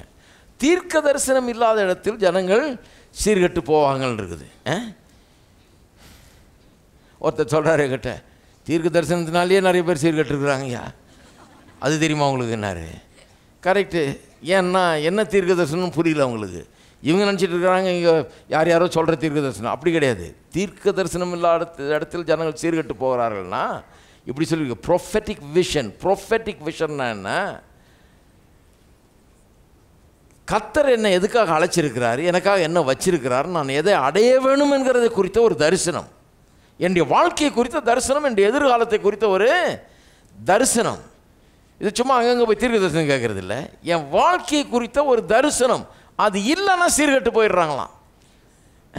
நிறைய பேருக்கு அந்த வாழ்க்கையை குறித்த ஒரு தரிசனம், தீர்க்க தரிசனம் சொல்கிறதுக்கு போல அப்படி சொன்னால் விளங்கும். ப்ரொஃபெட்டிக் விஷன், நான் நாளைக்கு என்ன ஆக போகிறேன், என் வாழ்க்கை எப்படி இருக்க போகுது அப்படிங்கிற குறித்து ஒரு தரிசனம் உண்டாகவில்லை என்று சொன்னால் அவருடைய வாழ்க்கையே கெட்டு போகிறது. பையன் நல்லா படிக்கவே மாட்டேங்கிறாங்க, கொஞ்சம் சொல்லுங்கள், ஜெபம் பண்ணுங்கன்றாங்க. ஜெபம் பண்ணி நான் சொல்கிறேன், விஷன் வரணும், உள்ள ஒரு ப்ரொஃபெட்டிக் விஷன் உண்டாகணும். நான் என்னவா இருக்க போகிறேன், என்னவா ஆக போகிறேன், நாளைக்கு என்னவா இருக்க விரும்புகிறேன், கடவுள் என்னை எப்படி இருக்க முடியாது வச்சிருக்கிறாரு, நான் எதுக்காக பிறந்திருக்கிறேன், எது என் வாழ்க்கையின் நோக்கம் என்கிறத குறித்த தரிசனத்தை உள்ளே கொண்டு வரணும். அந்த தரிசனத்தை அது வேத வசனத்துலேருந்து தான் வருது. அதனால தான் பாருங்கள், சும்மா எதுக்கெடுத்தாலும் யார்ட்டையா போய் ஜெபம் பண்ணிட்டு வந்தால் சரியாக போயிடுன்னு நினைக்கிறது தப்பு. ஏன்னா அப்படி ஜெபம் பண்ணி தான் எல்லாம் அப்படி இருக்கிறாங்க நிறைய பேர். எல்லார்ட்டையும் போய் எல்லாத்துக்கும் ஜெபம் பண்ணி, நான் அவர்கிட்டையும் ஜெபம் பண்ணிட்டேங்க, இவர்கிட்டையும் ஜெபம் பண்ணிட்டேங்க, இன்னும் அவர்கிட்டையும் போய் ஜெபம் பண்ணிக்கிறேங்க, இன்னும் எல்லார்ட்டையும் போய் ஜெபம் பண்ணிட்டா எல்லாம் சரியாக போய்டுன்ற நம்பிக்கை சிலருக்கு. நான் சொல்கிறேன், இல்லை, உள்ள தரிசனம் வந்திருக்கா, எதிர்காலத்தை குறித்த ஒரு தரிசனம் வந்திருக்கா, நோக்கம் வந்துருச்சா, அந்த காட்சி வந்துருச்சா, நம்பிக்கை வந்துருச்சா. நம்பிக்கை என்னென்ன? காட்சி. இன்றைக்கி பார்க்க முடியாத, நாளைக்கு நடக்க போகிறது இன்றைக்கே மனக்கண்களில் காண்பது தான் தரிசனம், அல்லது காண்பது தான் நம்பிக்கை, காண்பது தான் இமேஜினேஷன், காட்லி இமேஜினேஷன் இல்லையா? கடவுள் அப்படி தான் நீங்கள் எல்லாத்தையும் அடையணும்னு வச்சுருக்காரு. அப்போ தரிசனம் இல்லாதவங்க கெட்டு போகிறாங்க. பாருங்கள், நிறைய பேருக்கு தங்களுடைய வாழ்க்கை இன்றைக்கி இருக்கிறத விட நல்லா இருக்குங்கிற ஒரு அந்த தரிசனம் கிடையாது. அந்த தரிசனம் கிடையவே கிடையாது. சொல்கிறாரு பாருங்கள், குடும்பத்தில் சமாதானம் இல்லை, நிம்மதி இல்லை. சொல்கிறாரு, எல்லாம் இருக்குது பிரதர், எனக்கு விசுவாசி, பைபிளும் கைமா தான் இருப்பார்.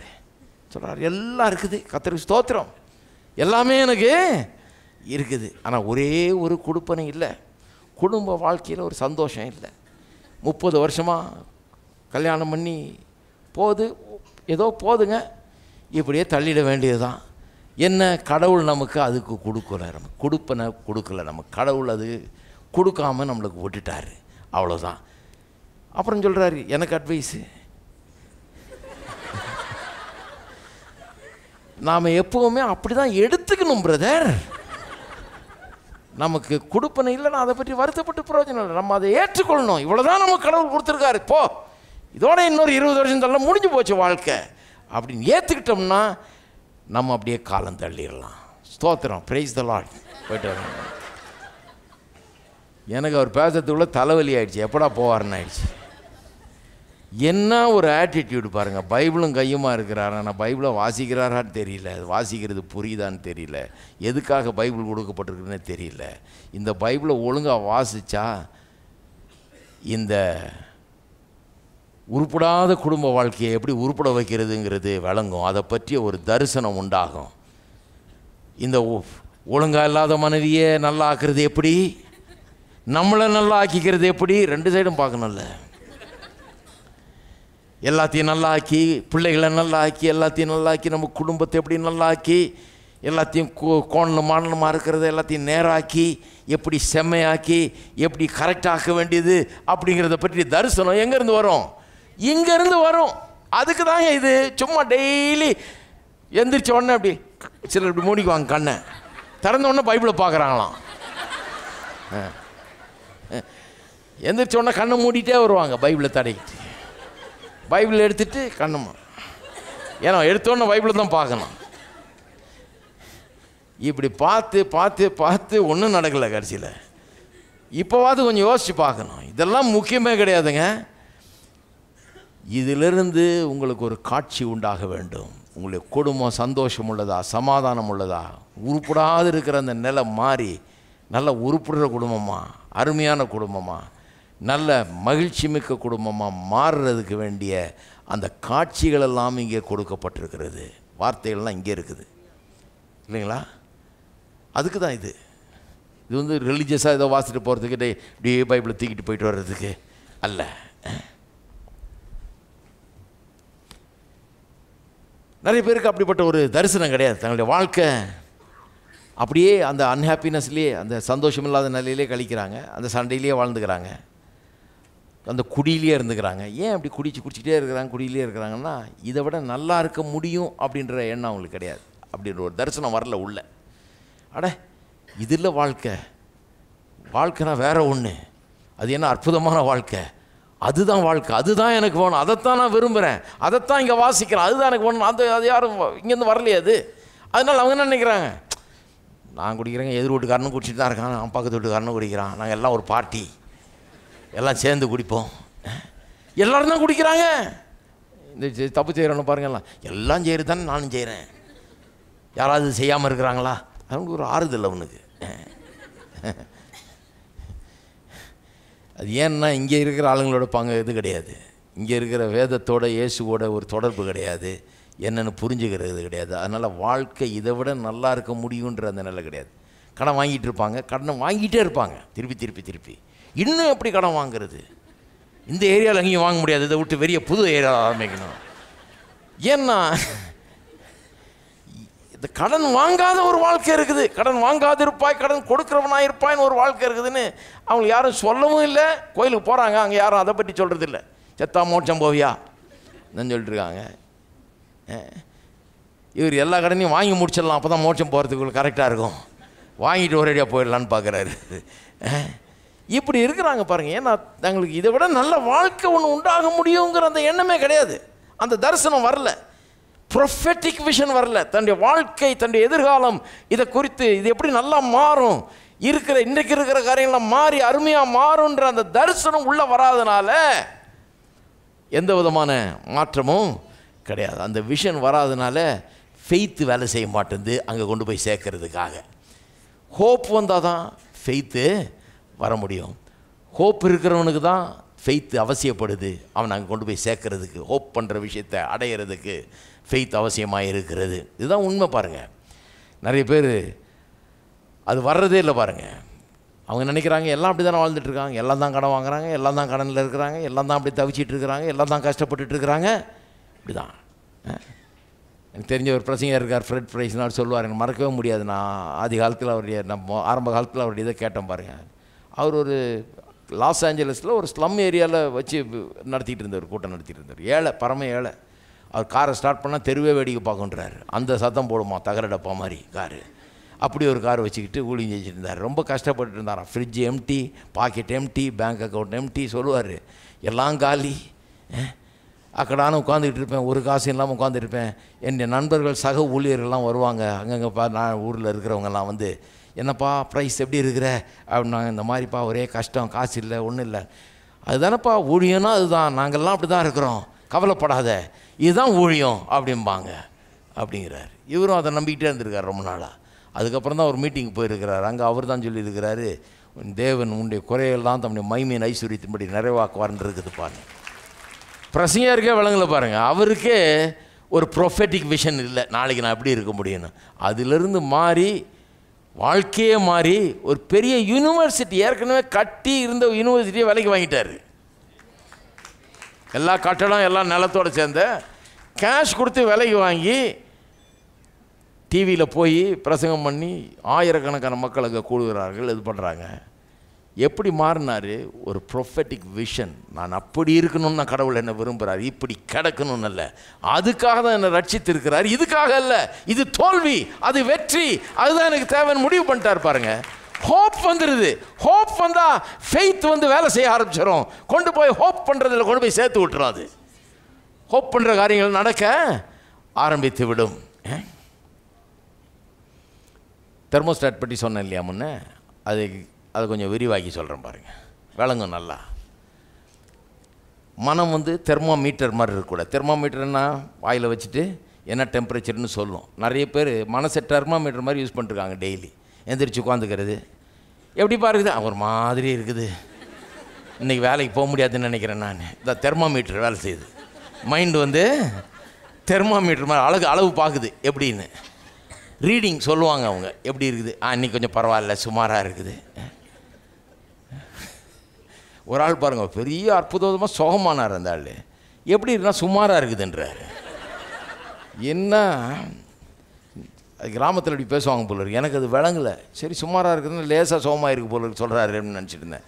என் கூட இருந்தவன் இல்லைங்க, நல்லா ஆனால் தான் அப்படி சொல்லுவாங்க. நான் அடக்கடவுளே, முற்றிலும் நல்லா ஆனால் தான் எங்கள் ஊரில் சுமாராக இருக்குன்னு வாங்க. சுமாராக இருக்குன்னா சுத்தமாக நல்லா ஆயிடுச்சுன்னு அர்த்தம். அப்படியாங்கன்னு கேட்டால் ஆமாங்க அப்படி தாங்கன்றார். அப்போ சிலர் தெர்மோமீட்டர் மாதிரி மைண்டை யூஸ் பண்ணிட்டுருக்குறாங்க. தெர்மோஸ்டாட் மாதிரி யூஸ் பண்ணு. தெர்மோஸ்டாட்னா என்ன டெம்பரேச்சர் வேணுமோ அதுக்கு செட் பண்ணுறது. உஷ்ணமாக இருந்ததுன்னா அதை குளிர்ச்சி ஆக்கிறதுக்கு செட் பண்ணலாம். இன்னும் எவ்வளோ குறைக்கணுன்றதை செட் பண்ணலாம் டெம்பரேச்சர், இல்லையா?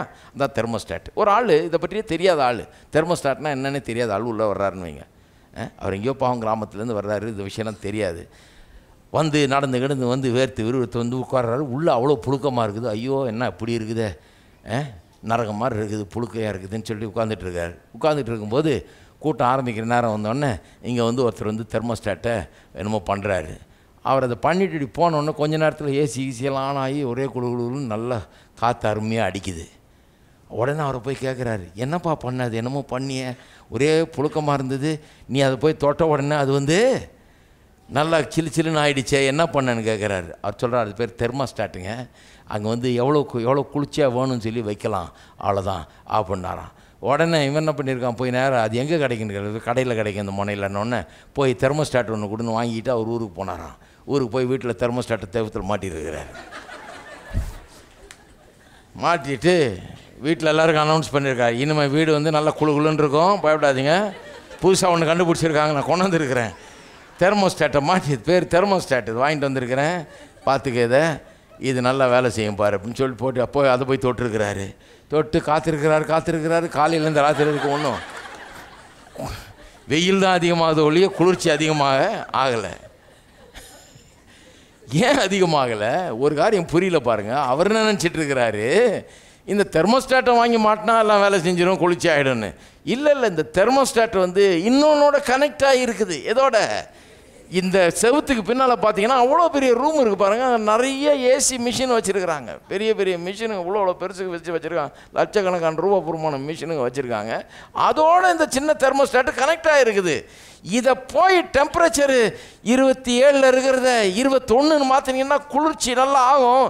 ஏன்னா இங்கே மாற்றினோடனே இது என்ன பண்ணுது, அதோட கனெக்டாக இருக்கிறதுனால அந்த மிஷினை இன்னும் நல்லா வேலை செய்ய வச்சு அந்த கம்ப்ரஸரெல்லாம் ஒர்க் பண்ண வச்சு குளிர்ச்சியாக ஆக்குகிறது. இந்த தெர்மோஸ்டாட் தான் நம்முடைய மைண்டு. இங்கே தான் ஹோப் வேலை செய்யுது. இந்த ஹோப் என்ன பண்ணுது, ஃபெய்த்தோட கனெக்டடாக இருக்குது.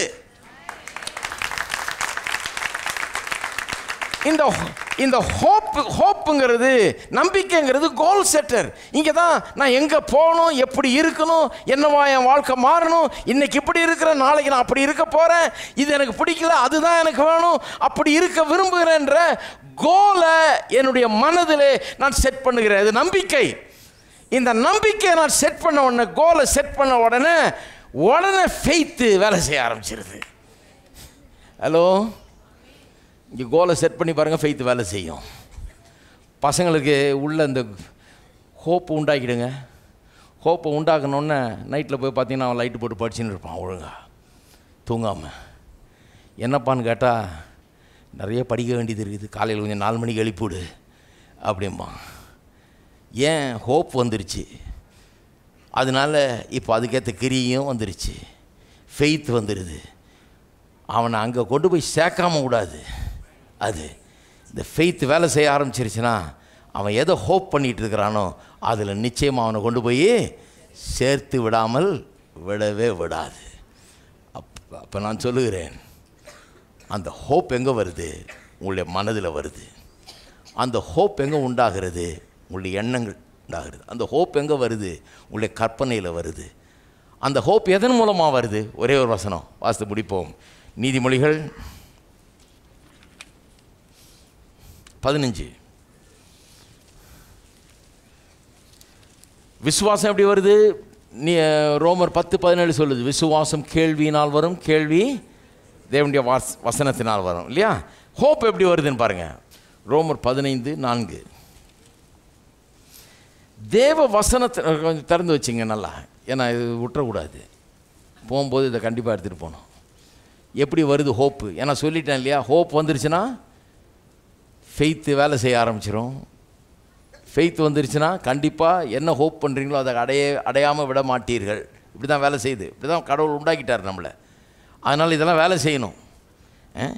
15 தேவ வசனத்தினால் உண்டாகும் பொறுமையினாலும் ஆறுதலினாலும், நல்ல கவனிங்க, தேவ வசனத்தினால் உண்டாகும் பொறுமையினாலும் ஆறுதலினாலும் நாம் நம்பிக்கை உள்ளவர்களாக இருக்கும்படிக்கு முன்பு எழுதியிருக்கிறவைகளெல்லாம் நமக்கு போதனையாக எழுதியிருக்கிறது. பழைய ஏற்பாட்டு வசனங்கள் எல்லாத்தையும் பற்றி சொல்கிறாரு. எதுக்கு அதெல்லாம் எழுதியிருக்குதான் சொல்கிறாரு? தேவ வசனத்தினால் உண்டாகும் பொறுமையும் ஆறுதலும் நம்மை நம்பிக்கை உள்ளவர்களாக மாற்றும்படியாக. வசனம்லாம் எதுக்காக எழுதப்பட்டிருக்கு? பைபிள் எதுக்காக எழுதப்பட்டிருக்குதுங்க? பொறுமையும் ஆறுதலையும் நமக்கு கொடுத்து நம்பிக்கை உள்ளவர்களாய் நம்மை மாற்றும்படியாக. நம்பிக்கை அற்றவர்களாக இருக்கிறீங்களா? எனக்கு வாழ்க்கையில் நம்பிக்கையே இல்லாமல் போச்சுங்க, எதிர்காலம் எனக்கு நல்லா இருக்கும்னு நம்பிக்கையே இல்லை, நம்பிக்கையற்றவனாக இருக்கிறேன்றாங்க நிறைய பேர். நான் சொல்லுகிறேன், இந்த வசனத்துக்கு வாங்க, இந்த மாதிரி பிரசங்களை கேளுங்க, இந்த வசனத்தை கொஞ்சம் நோக்கி பாருங்கள், இதை போய் தியானிங்க, இதை வாசியுங்க, இதை படியுங்க, இதை அறிந்து கொள்ளுங்கள். நான் சொல்லுகிறேன், ஆறுதலும் பொறுமையும் நம்பிக்கையும் உங்களுக்கு உண்டாகும். இன்றைக்கி ஒருவேளை ஒன்றும் இல்லாமல் இருக்கலாம், இன்றைக்கி ஒருவேளை கஷ்டத்தில் இருக்கலாம், கடனில் இருக்கலாம், பிரச்சனையில் இருக்கலாம், இன்றைக்கி ஒருவேளை குடும்பத்தில் 1000 பிரச்சனைகள் இருக்கலாம். நான் சொல்லுகிறேன், பொறுமையும் ஆறுதலையும் பெற்றுக்கொள்வீர்கள். எதுக்கு? வெற்றி அடைவதற்கு. வெற்றி அடைவதற்கு பொறுமை வேணும், தெரியுமா உங்களுக்கு? நிறைய பேர் அதுக்குள்ளே கையை கழுவிடுறது. வேணாம், போதும், எனக்கு இந்த குடும்ப வாழ்க்கையே வேணாம், நான் கையை கழுவிடுறேன். கையை சீக்கிரம் கழுவிடக்கூடாது, இலையில் சோறு போடுறதுக்கு முன்னாடியே. ஹலோ, இன்னும் நிறைய வர வேண்டியதெல்லாம் இருக்குதுங்க. முதல்ல ஸ்வீட்டு வைப்பாங்க, அப்புறம் காரம் வைப்பாங்க, அப்புறம் சாம்பாரை கொண்டாடுவாங்க, அப்புறம் கறியை கொண்டாடுவாங்க, அப்புறம் பாயாசம் கொண்டாடுவாங்க, அப்புறம் லட்டு இதெல்லாம் ஜிலேபி எல்லாம் கொண்டாடு நிறைய இருக்குது விஷயம். இதுக்குள்ளே கை கழுவுனா எப்படி? இல்லைங்க, காற்று இருந்து பார்த்துட்டேன். இல்லை கொஞ்சம் வெயிட் பண்ணுங்க, வந்துடும். பொறுமையும் ஆறுதலும் நம்பிக்கை உண்டாகும். நான் சொல்கிறேன், நம்பிக்கையற்றவர்களுக்கு நான் சொல்கிறேன், நம்பிக்கை உண்டாகும். எப்படி உண்டாகும்? எதுக்கு இந்த வசனத்தை இவ்வளோ இதாக பிரசங்கம் பண்ணிட்டு இருக்கிறேன்? நம்பிக்கை எப்படி உண்டாகும்? வசனத்தின் மூலமாக உண்டாகும். விசுவாசம் எப்படி உண்டாகுது? வசனத்தின் மூலமாக தான் உண்டாகுது. நான் சொல்கிறேன், வாழ்க்கையில் நம்பிக்கை எப்படி உண்டாகுது? வசனத்தின் மூலமாக தான் உண்டாகுது. நம்பிக்கை உண்டாச்சுன்னா ஒளிமயமான எதிர்காலமும் நிச்சயமாய் உண்டாகிவிடும். அது நிச்சயம். நம்பிக்கை உண்டாயிடுச்சுன்னா தெர்மோஸ்டாட் மாதிரி அதை செட் பண்ணிங்கன்னா அது ஃபெய்த்தோட கனெக்டடாக இருக்குதுங்க. அந்த மிஷின்லாம் ஏன் அப்படியே சூடாகவே இருக்குதுன்னா, இங்கே ஒன்றும் சரி பண்ணல, இந்த நம்பிக்கையை சரி பண்ணோன்னா அது கிக்கப் ஆகிடும். அது உடனே கம்ப்ரஸர்லாம் ஆன் ஆகிடும், எல்லாம் வேலை செய்யும், கடன்னு குளிர்ச்சி ஆகும், வறுமையெல்லாம் செழிப்பாகும், சுகவீனமெல்லாம் சுகமாகும், தோல்வியெல்லாம் ஜெயமாகும். தேவனுடைய வல்லமை உங்களுடைய வாழ்க்கையில் காண்பீர்கள். எல்லாரும் எழுந்து நிற்போம். அடுத்த வாரம் தொடருவோம்.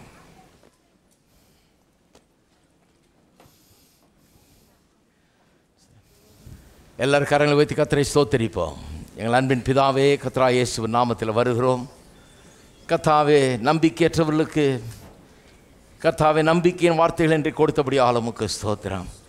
வாழ்க்கையில் சலித்து போய் நம்பிக்கையற்றவர்களாய் தோல்வியுண்டு விரக்தியுண்டு வந்தவர்கள் கூட இன்றைக்கு நம்பிக்கையோடு இந்த இடத்தை விட்டு போகட்டும், வெற்றியை எடுத்துக்கொள்ளட்டும், தங்களுடைய குறிக்கோள் ஆக்கி கொள்ளட்டும். நம்பிக்கை, பொறுமை, ஆறுதல் உள்ளே உண்டாகட்டும். கர்த்தாவே, நாங்கள் நம்பிக்கையுள்ளவர்களாகும்படிக்கு தானே வேத வசனங்கள் எழுதப்பட்டிருக்கிறது. நம்பிக்கையை வளர்த்து கொள்ளட்டும், இந்த வசனத்துக்கு முதலிடத்தை கொடுக்கட்டும். பொறுமை, ஆறுதலும் நம்பிக்கையும் உள்ளங்களில் உண்டாகட்டும், மனதில் உண்டாகட்டும். அந்த நம்பிக்கை வெற்றிக்கு நேராக, சுகத்துக்கு நேராக, ஜெயத்துக்கு நேராக, வாழ்வுக்கு நேராக அவளை நடத்தட்டும். உமக்கு எல்லா கனம், மகிமை, துதி, ஸ்தோத்திரங்களை ஏறெடுக்கிறோம். இயேசுவின் நாமத்திலே ஜெபிக்கிறோம். ஆமென். நம்முடைய கர்த்தராகிய இயேசு கிறிஸ்துவின் கிருபையும் பிதாவாகிய தேவனுடைய அன்பும் பரிசுத்த ஆவியானவருடைய ஐக்கியம் நம் அனைவரோடும் இன்றைக்கும் என்றைக்கும் இருப்பதாக. ஆமென்.